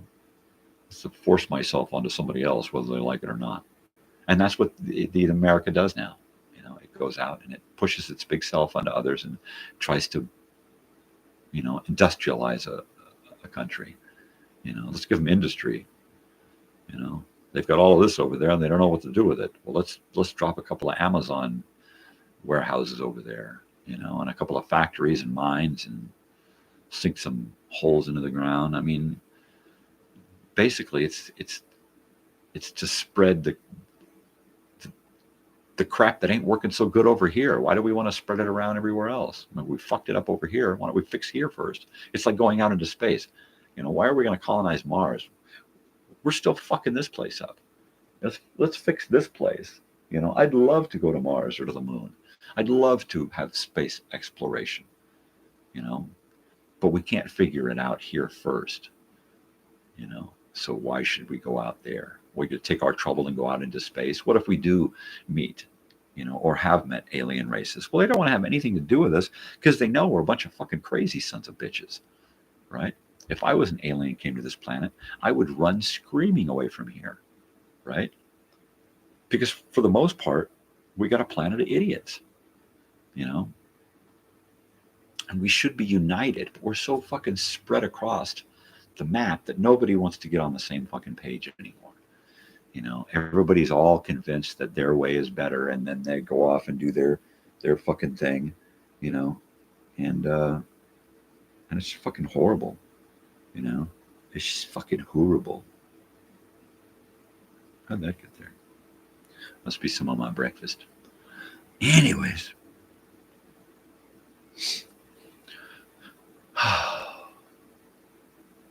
Yeah, it's kind of neat having all these comments here. Of course, you have to actually watch the show and read the comments to know what the fuck's going on, right? But that's cool.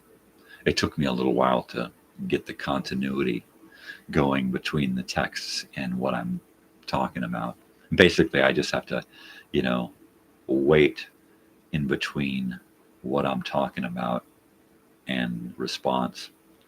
So there's a learning curve here.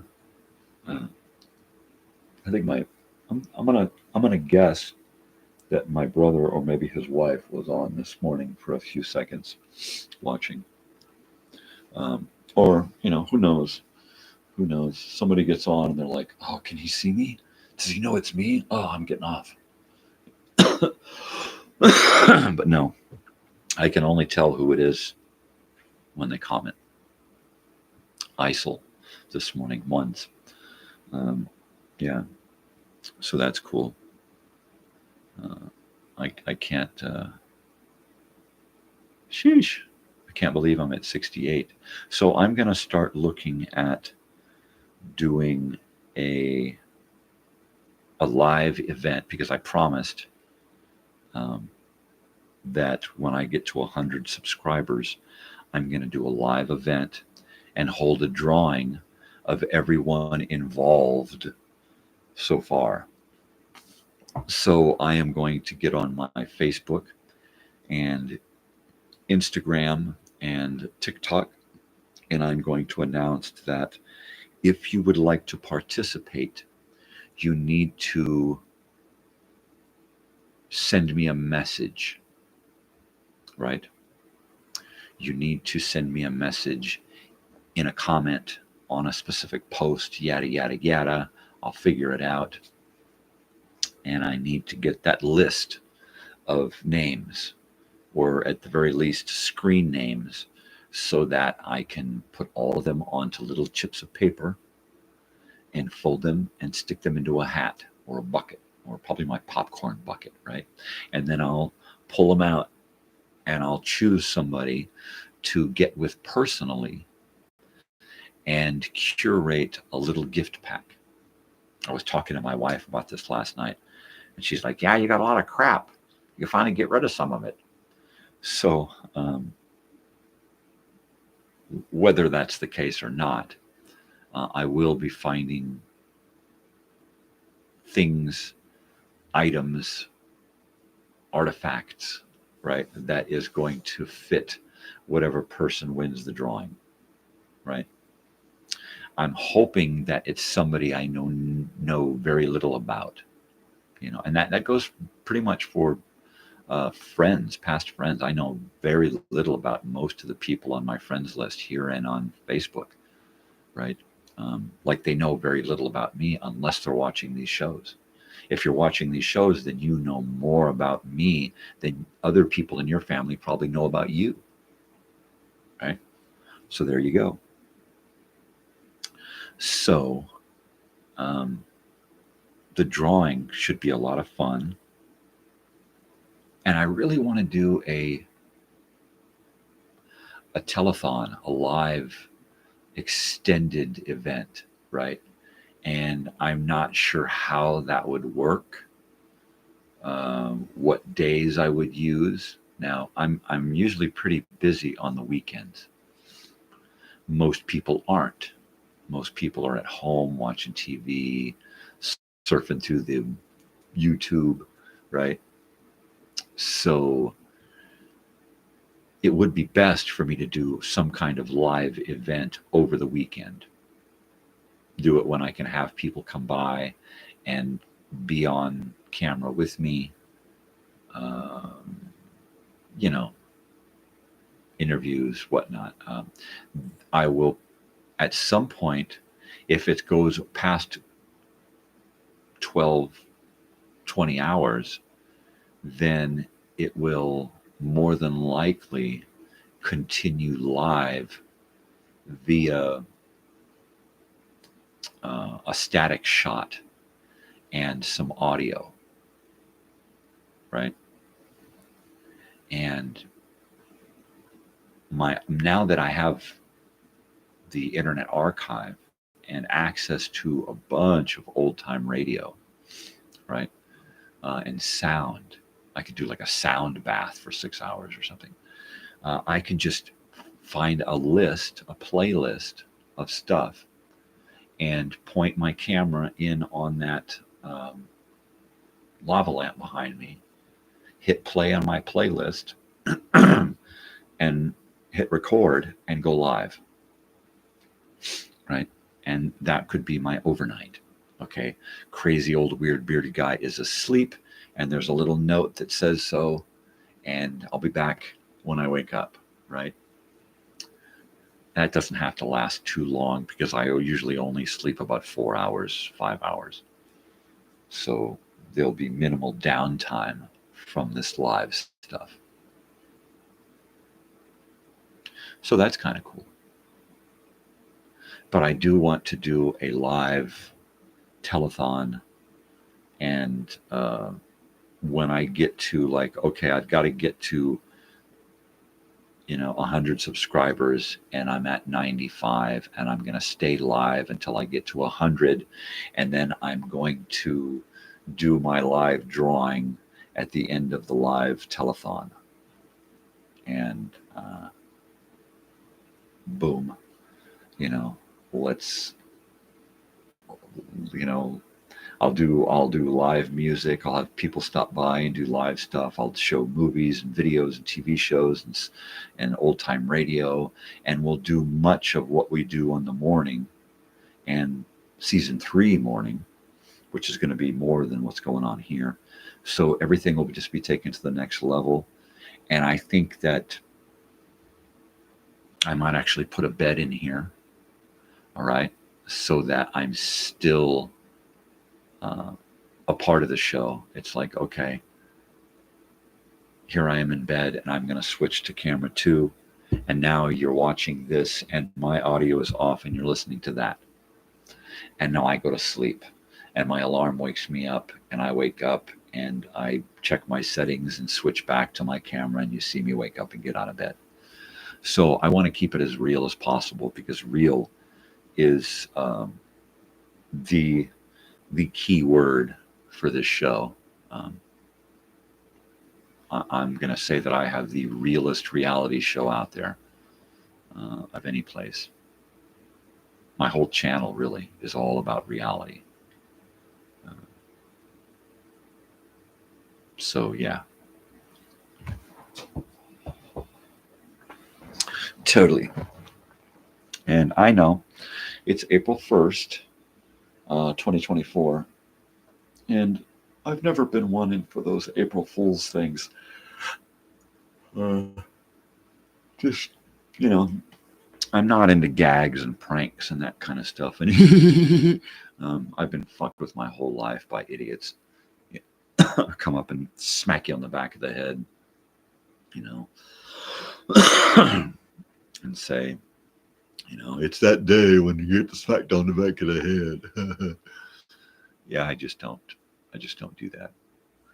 So I try to avoid stupid, you know, April Fool's stuff. I try to pretty much avoid most holidays, because most holidays and, you know, hot dog day, burrito day, love your dog day. I mean, all of these things are most, and they're just, it's pretty much to get you to buy one product or another, right? Hot dog day, where you go out and buy a hot dog, it's hot dog day. Free donut day. Free donuts makes you want donuts the rest of the year, right? So it's all just capitalist consumerism crap. So I try to avoid most of holidays or special days like the freaking plague. I don't even like to celebrate my own birthday. I try not to celebrate anybody else's birthday. I don't use Facebook birthday reminder. I removed my birthday from Facebook, or made it private rather, so that people don't send me stuff on my birthday anymore. First of all, if their birthday meant something to me, I wouldn't need to be reminded. I would just tell them every year on that day, happy birthday, right? And vice versa. If my birthday was as important to anyone else as it is to me, I would hear from them regardless of Facebook reminding them. But, you know, Facebook says, hey, remember to say hello. You know, it's like your parents saying to go tell that person you're sorry. It just doesn't mean as much when you're told to do it, right? That's why I don't apologize, because if I do apologize for something, it will have weight behind it, because I do not apologize for trivial crap, you know. And if you're offended by trivial crap that I do, that's your issue. That's your problem. I'm not going to apologize for that, right? That's your own internal malfunction, you know. You said something that offended me. Well, you're offended. Deal with it. You know, you can't deal with being offended. Sorry, your problem, not mine. I'm not going to apologize for it, you know, and I'm not sorry, you know. And so, no, I don't apologize for crap. I just don't. If something I say or post on social media offends someone, I didn't go outright and do that to offend someone. I said something flippantly, casually, flakily. I said something, right? I spoke my mind. Oh, he spoke his mind. Let's crucify him for it. You know, if you can't handle it, you know, that's you. That's not me. You know, if you get pissed off at me for something I say, that's your internal malfunction. Once again, not my problem. I'm not going to apologize for everything that I say and everything that I do. If I do something where I know I really transgressed upon someone, I will apologize and it will mean something. Otherwise, nope, not going to go there.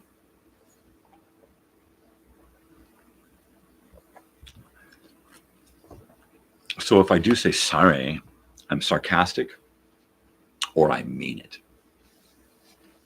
And I rarely say it sarcastically. I rarely apologize for anything, period.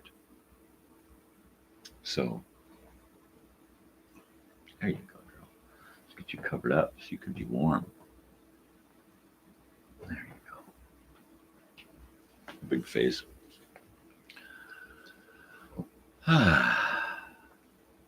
Well, we're just about the middle of hour 3. We've been on for 2 hours and 25 minutes. No fooling. No fooling. I'm going to kill some more pain here for the 3rd time this morning. I'm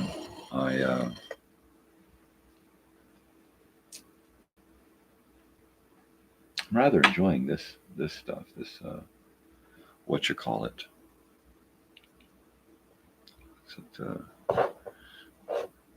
Bluephoria. Now this Bluephoria stuff, this is not put you to sleep stuff, which unfortunately some of this stuff has been put you to sleep stuff, and it has put me to sleep quite literally almost all week. I've been going to sleep too much, and I need my days back. I've been giving up a lot of days. Of course, I've been in pain, so it's really helped separate me from that pain. But it's also helped separate me from projects that I'm working on. So, and it's a bummer that some people will get offended by the fact that I smoke marijuana. Somebody's here. Hello. I hope you're not offended by the. Well, you probably are. Offended by the fact that I smoke marijuana, right? And that's a bummer, that you're closed-minded, and you can't be just accepting and courteous, right? So, yeah. I mean, I'm pretty accepting of just about everyone as long as they are not hateful or hurtful towards others. Pretty much be whoever you are, I'm not gonna slight you for a character flaw, and I would hope that you would do me the same courtesy, and what others would consider to be a character flaw may just be,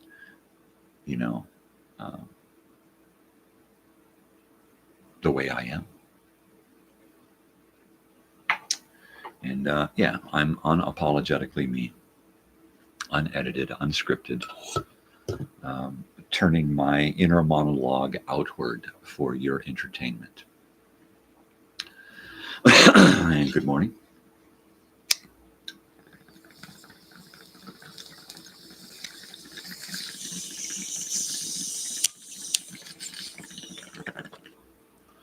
Now, I don't know how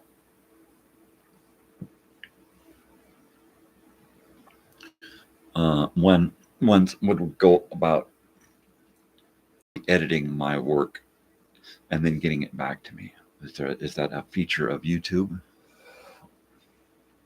I'm hoping that it's going to be that easy, because I am not technically savvy, and I don't want to have to get into trying to open up zips and emails with all kinds of weird stuff.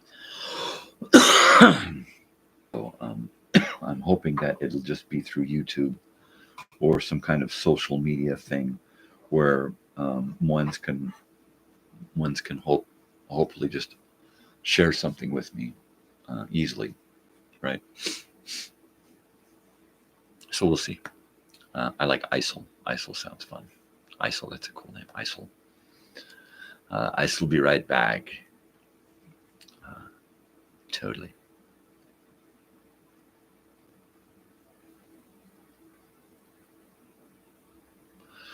Yeah. I don't know that I like to listen to myself. When I'm talking, I don't really pay attention to the fact that I'm talking. So do I like to listen to myself? I don't know. I I don't go back and watch any of this live stuff really. Occasionally I'll go back and watch a few seconds to see what the sound quality is, or to see what shirt I'm wearing so that I can keep track of it, right? But I don't really go back and watch the live stuff. I'm not really a fan of watching myself when I'm editing. So I try not to pay too much attention to myself when I'm editing. Just like when I go into the bathroom, I try not to pay too much attention to the mirror. That is one of those symptoms of my character from chronic depression my whole life. I just try to avoid eye contact with myself, right? It just seems to work better that way. I don't have to expect anything from me. Because there's a few people living in here, and it gets hard to distinguish between the different people living inside of me, and it also is difficult to control which one is going to be in control, right? For the most part, these morning shows, I'm in control, and every once in a while somebody will try to take over. In the mornings, I'm rarely that musical guy, right? Every once in a while I will try to be that musical guy, but he won't show up. So it's just me going, hey, I'm a musical guy, and it doesn't work too well. Later in the day, in the evening especially, that musical guy's around, and he's a lot of fun, but not so much in the morning. Yeah, daytime is usually my serious time now. You know, my time to create serious stuff, to do serious things, to talk about serious. But every once in a while, some of those other people in my head will try to pop out and join the morning show. I wish that musical guy would show up more in the morning, but vocally I don't have it. And I think that musical person is just still asleep, is just still in bed. You know, those musicians, they stay up late, they sleep in till like 3 or 4 in the afternoon, and then they get up because they got to be on stage in a little while. They're the musical guys. And the bummer is when the musical guy says he wants to get up on stage, and then you get up on stage, and then it's just me, and the musical guy won't show up, or he shows up and leaves. I'll be right back. That sucks. That really sucks. Totally. So, you like my new shirt? That's a horrible idea. What time? Question mark.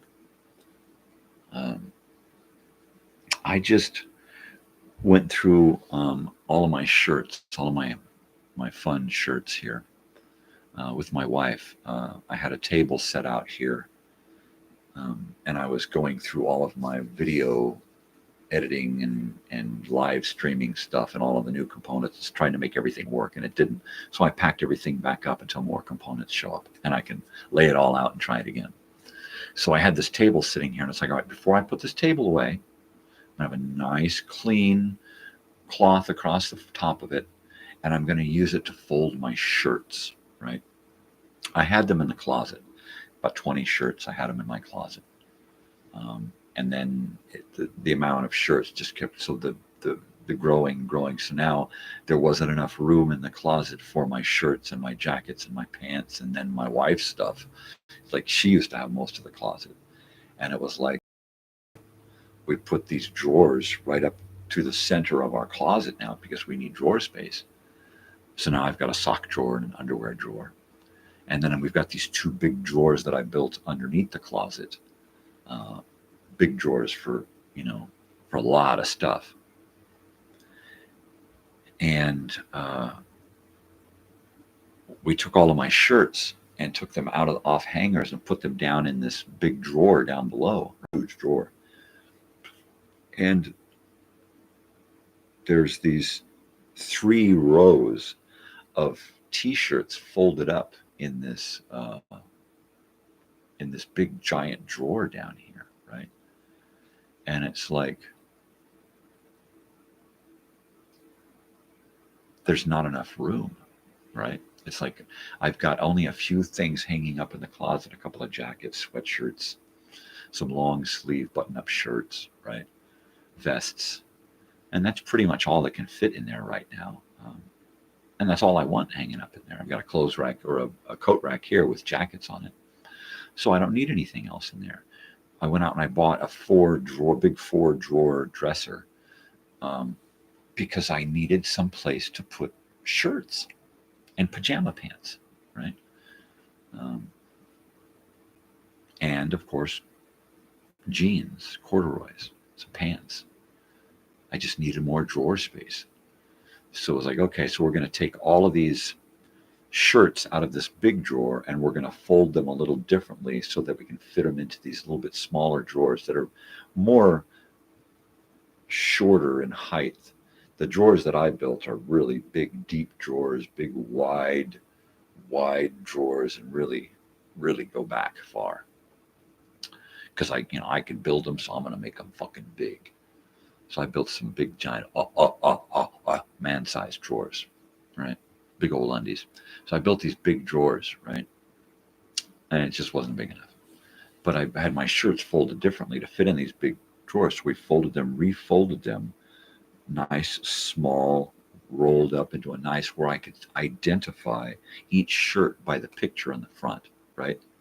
And we lined them up in these drawers. And as we did so, we filled up 2 drawers, right? One's got 3 rows completely full, and one is got 2 rows and it's got room for another row, right? And we added it all up, and it was 64. Yeah, 64 novelty and concert T-shirts. And I'm like, that's cool. I got room for more. And my wife's like, no, I don't get any more. And, some people go out and they'll buy, big bottles of booze and carton of cigarettes and a 12-pack every night. I buy T-shirts. I buy 1 or 2 T-shirts a week, a month. It just depends on what hits me. Sometimes I won't buy any shirts. And then sometimes I'll go out, and like the other day, I had like a 3 or 4 shirt day, and it was just, wow, another shirt. Oh, look, another shirt. Hey, another shirt, and this was like a $6 shirt at Walmart. I like that. Will I wear every shirt? Oh yeah, I will. I will wear every single shirt. I will find an opportunity to wear every single one of them. Every one of them says something about me. That's why I get them. The funny ones, the serious ones, the ones that hearken to my past, say something about my present, about my state of mind, my state of being, whatever. I got to heat this up. I love shirts. I used to wear all black.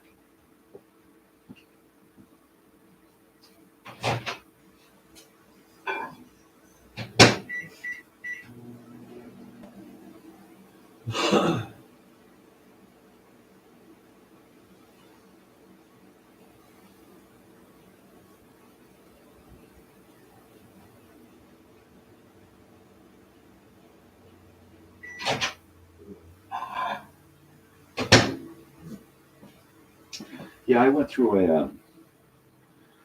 a black period for a while where I wore all black.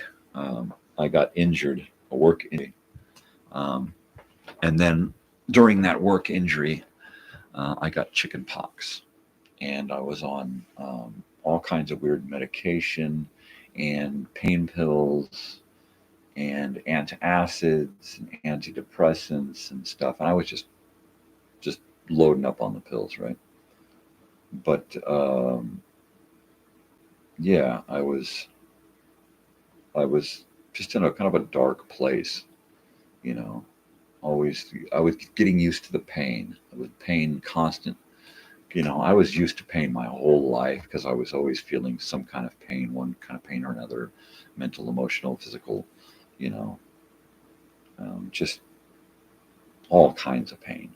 But now I'm getting a physical pain constantly, you know, all day and night, every day, unrelenting, will not stop, right? So I just start wearing black, right? I still have a couple of pairs of jeans from that black period. I'm pretty good on clothes. I used to be horrible on clothes. I would just buy a couple of things and I would just wear them until they were done and then get a couple of things more, right? Something to wear, something to wash. And that was me, you know. And then, so like for 10 years, it was like a dark period, you know, up until about 4 or 5 years ago when I got a novelty shirt. I don't recall what the first novelty shirt was. Tower Records, maybe. Something like that. Betamax, Radio Shack, something like that. I got a novelty shirt, a retro vintage type shirt. And then I started buying vintage, actual real vintage shirts from the past. And then got into novelty shirts, just finding not cool novelty shirts everywhere, anywhere. And going with my daughter to concerts. Every concert we go to, I gotta find a shirt that says I was there and I had fun, and this is me remembering that night, right? So my shirts just started growing and growing, and my enjoyment of having the shirts and wearing the shirts and going through and picking out a shirt that says, "Ooh, this is me for today," right?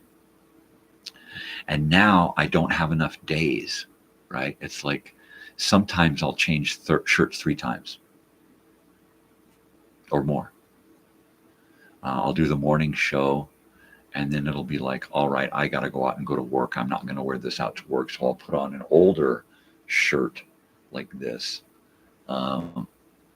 that says something about how I feel during that part of the day. And then after work, it's like, all right, I'm going to get cleaned up, and then we're going to go out and do something. So I'm going to put on a different shirt, you know?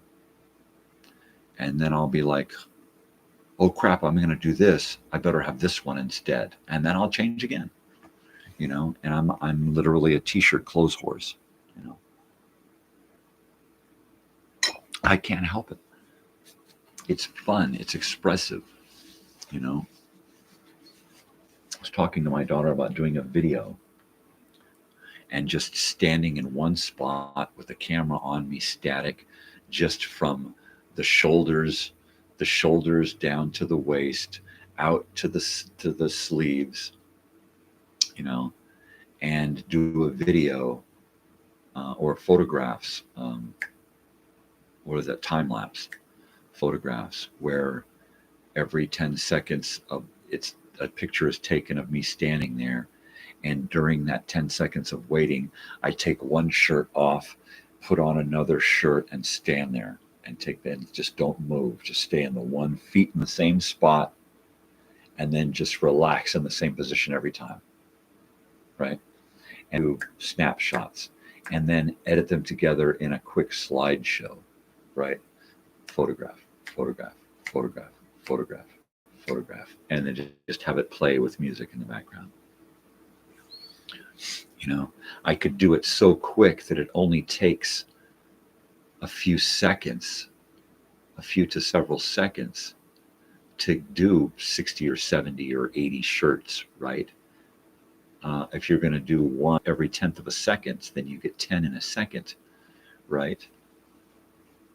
60 seconds is 60 shirts, right? So there you go. I could, in a minute and a half, I could run through all of my shirts. And if I cut them down to less than that, so you're just seeing shirt, right? Then we can squeeze it down to like 30 seconds of just all of the shirts, and it's just, you know, that would be very, very cool too, you know, and use it as like an opener for something, you know. Crazy old weird bearded guy out buying records and stuff, and then I do with records, 8 tracks, t-shirts, and then just have these things just flashing up, right? That'd be cool too. So I love this time of the day for me, because I get to be, you know, that's like my most creative time of the day, you know, and I get to use myself as a sounding board, really, you know, and sit here and talk things out loud, and sometimes I'll come away with it and go, geez, what were you thinking? But most of the time I can write stuff down and think, yeah, that was a great idea. You know, somebody showed up and left again. Good morning to you. I must be the April Fool.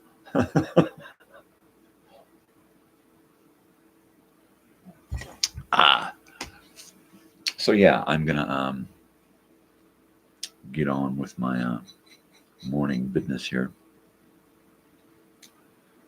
Yeah, in fact, I am gonna have to get some more of this pick-me-up weed here, because I am done out of it. Yep, that's right. I reckon.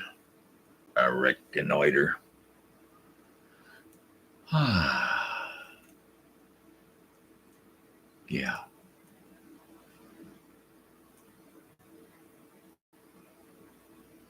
I have to close this curtain here soon. That glare is getting unbearable.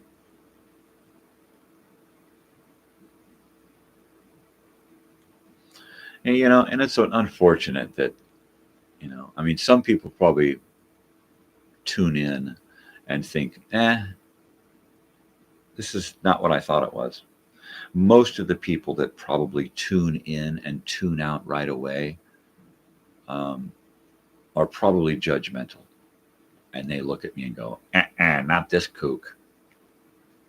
I really like it when I get those people who tune in and comment, and they're like, wow, dude, you're kind of interesting. You're weird. You're cool, you know, because they're taking the time to listen to what I got to say, and not so much look at me and how I look, you know. And that's neat. That's heartwarming to know that there are people out there who will take the time to,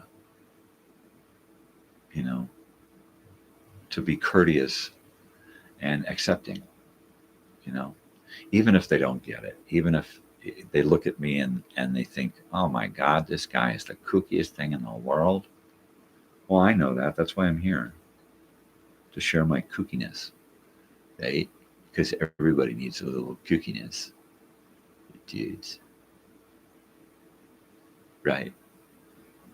So yeah, I'm real excited about this whole YouTube thing, videos, music, the reunion thing, my daughter in school, work, my hometown, the community, the network of musicians and stuff that are out here, artists. I keep throwing myself in so many different directions that it's hard to keep up with the things that I want to happen, right? It's like I don't want to push myself out there on anyone who's probably got their own world happening, and you know, it's I guess it's okay to hang out once in a while with me, but for the most part, you know, these people need to take care of them and their own, and that's totally cool. I get that. You know, as much as I would like to hang out with a lot of these people, I'm not going to burden them with my weirdness more than necessary. So I'm not going to go out of my way to call up people who I want to do stuff with.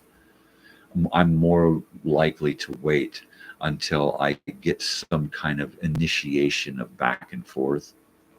You know, I'll post, I'll tag, I'll comment when I get a comment that is like an open invitation for a conversation. Then I'll hit someone up about something. Hey, you want to go out and do this? Are you up to something? You know, otherwise I'm usually going to let sleeping dogs lie and not bother someone. You know, call somebody up, you know, every couple of days and say, hey, you want to do this? Hey, you want to do this? Hey, you want to do this? Even though that's what I want to do, I try not to do that because I can become tiresome, I guess, you know.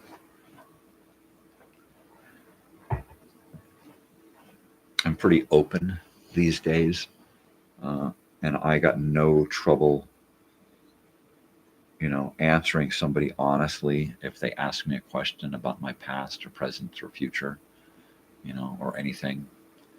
And I'm usually pretty wordy and long-winded. If you want to have a text conversation, I can be wordy, but I prefer an actual back and forth, you know. That's okay. That kind of communication. I mean, that's pretty much where it's at now, but it's not really for me. You know, I'm a one-on-one kind of guy. Ooh, nice weather out there. Really, really nice. Hey, look at my lava lamp. Get some bolas, some little balls bouncing around. That's cool. All right, no edgy, no edgy, no edgy.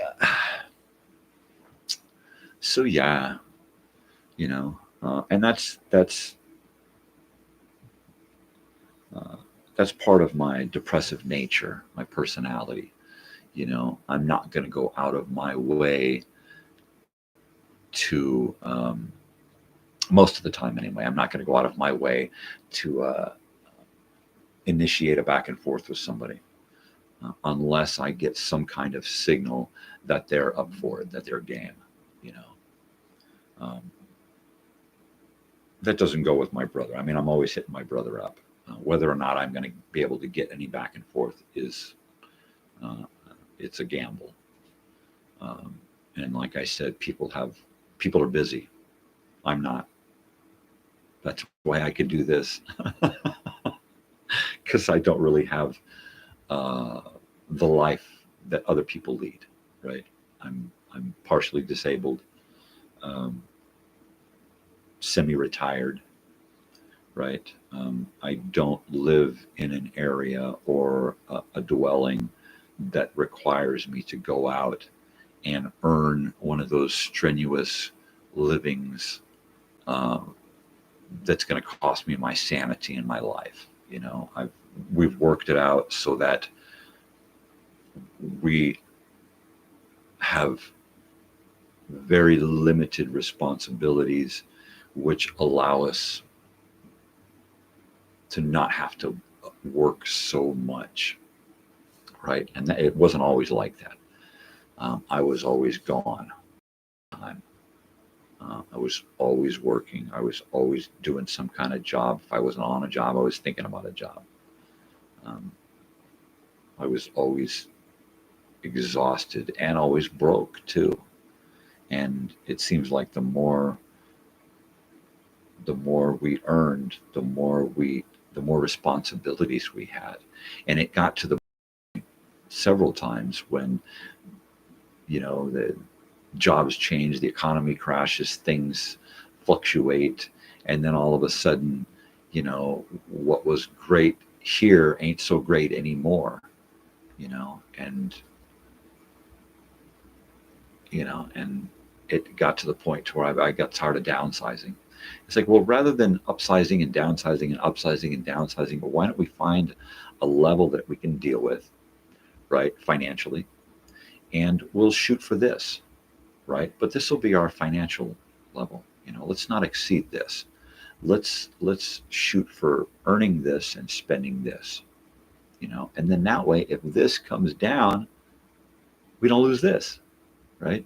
And that's where we made the most important decision, you know, was to simplify our lives so that the responsibilities were so minimal that it required us to not kill ourselves every day. And that was important. That was a big life change. And the main reason was because I couldn't deal with it anymore. After being, screwed up physically for almost 10 years because of a work injury, I get into a car accident. And then so for the last few years, several years, I've been, even worse. So, yeah, I mean, it's not like I can do a whole lot, right? So we've worked it out, and I can't ask someone else to pull a whole load. So, I mean, look, here's where we need to be, right?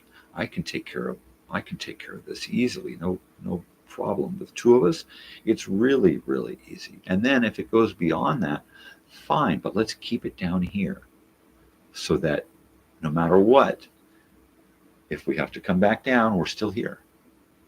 We don't have to give up our whole lives and move and relocate and get a smaller place and do all of that because we upsized.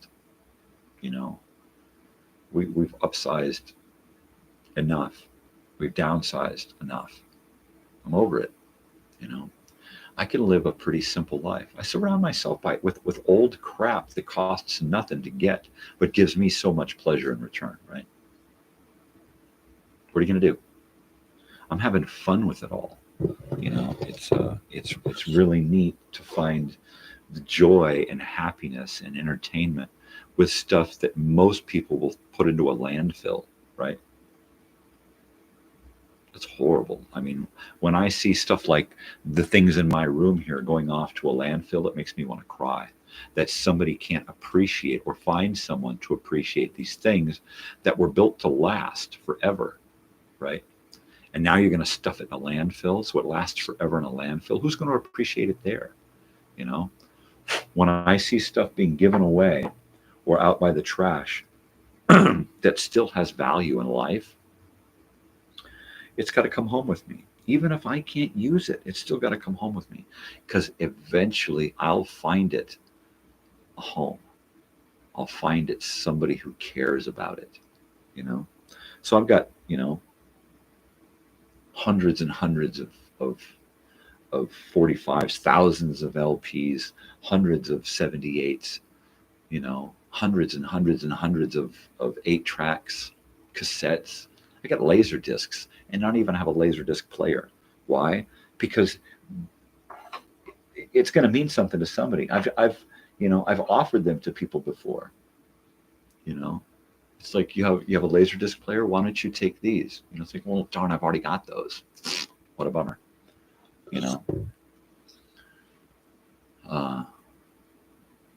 So that, that's another thing. I'm going to find somebody in my list of new friends and old friends and subscribers, who's going to want some of these things and enjoy some of these things, right? I mean, yeah. I mean, just totally. I'm going to have to come up with a way to deal with the drawing. In fact, I'm going to write down plan drawing and telethon, because I think that'd be neat. Live 24-hour, 48-hour, 72-hour, whatever, however long I could stay on live. And what's really neat is my new streaming deal can stay on permanently. I can plug an external hard drive into it, so while I'm up live, it'll be recording the images that are the finished images, right? Out of the four cameras, 3 cameras and input, right? It'll be showing whatever's the finished product. It'll be recording that. So I don't have to stop a live broadcast to every 12 hours to save, to archive everything to YouTube, right? I can just save it to hard disk and then edit out all of the in-between crap and just put together a finished post. You know, we did the live. Here's some of the live stuff on the live playlist, but here's the edited version of this show, all the good stuff, the meat, right? So that'll be neat. But I've got to come up with a plan. Oh, look, 3 hours, 8 a.m. Pacific Standard Time here on the West Coast, April 1st, 2024. If it's April Fool's, then you're the fool, because there ain't nothing foolish about April. April is awesome. It is a great month for flowers. I have to get down to Elsinore to do some preliminary planning, and I'm happy to do so in April. April, we have a concert this month. What do we have this month for April? We have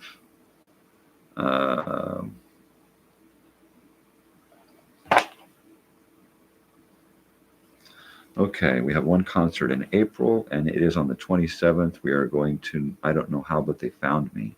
I am dropping off my daughter and Charlie, and I will be taking a drive somewhere. Maybe I can get my wife or somebody to go with me, and we could go do a little adventure somewhere. Who knows? Maybe I'll do some live stuff. Maybe I'll do both, do some recorded stuff, some live stuff. You never know. It's a lot of fun.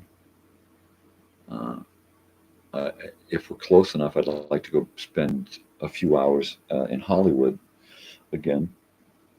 I've been out to Hollywood more times this last 12 months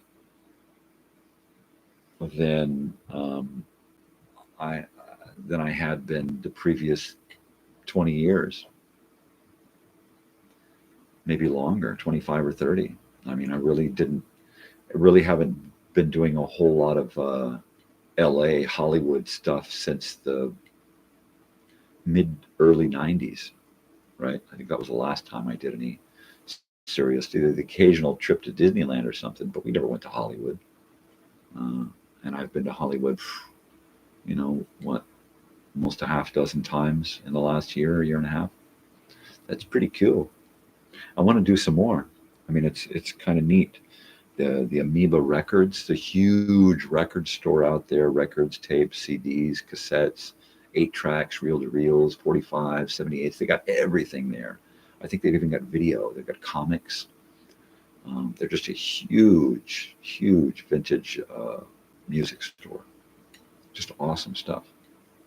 I mean, I've got, got 1,000 records here, and I still got a couple thousand records over in a garage, right, that I try to go through and every once in a while pull out some, something old and fun.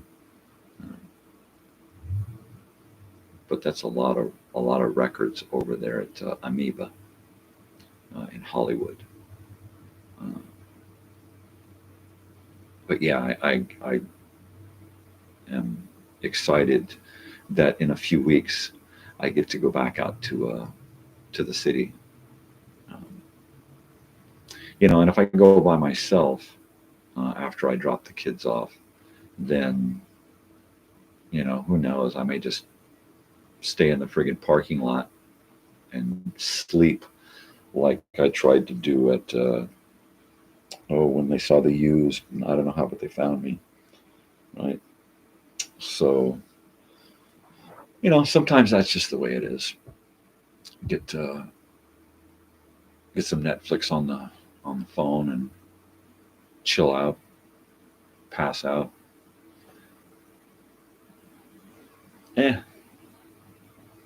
Sometimes it's a hit, sometimes it's a miss. I'm trying to leave myself always up for an adventure, but you never know. You just never know. So I'm gonna take this hit here.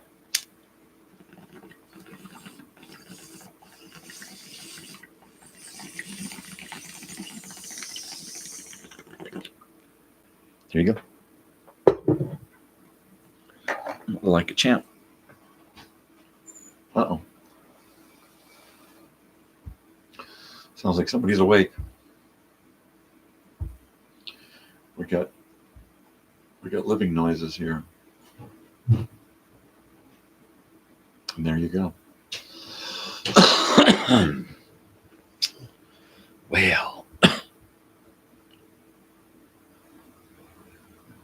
Well, that's probably good because I'm about fried.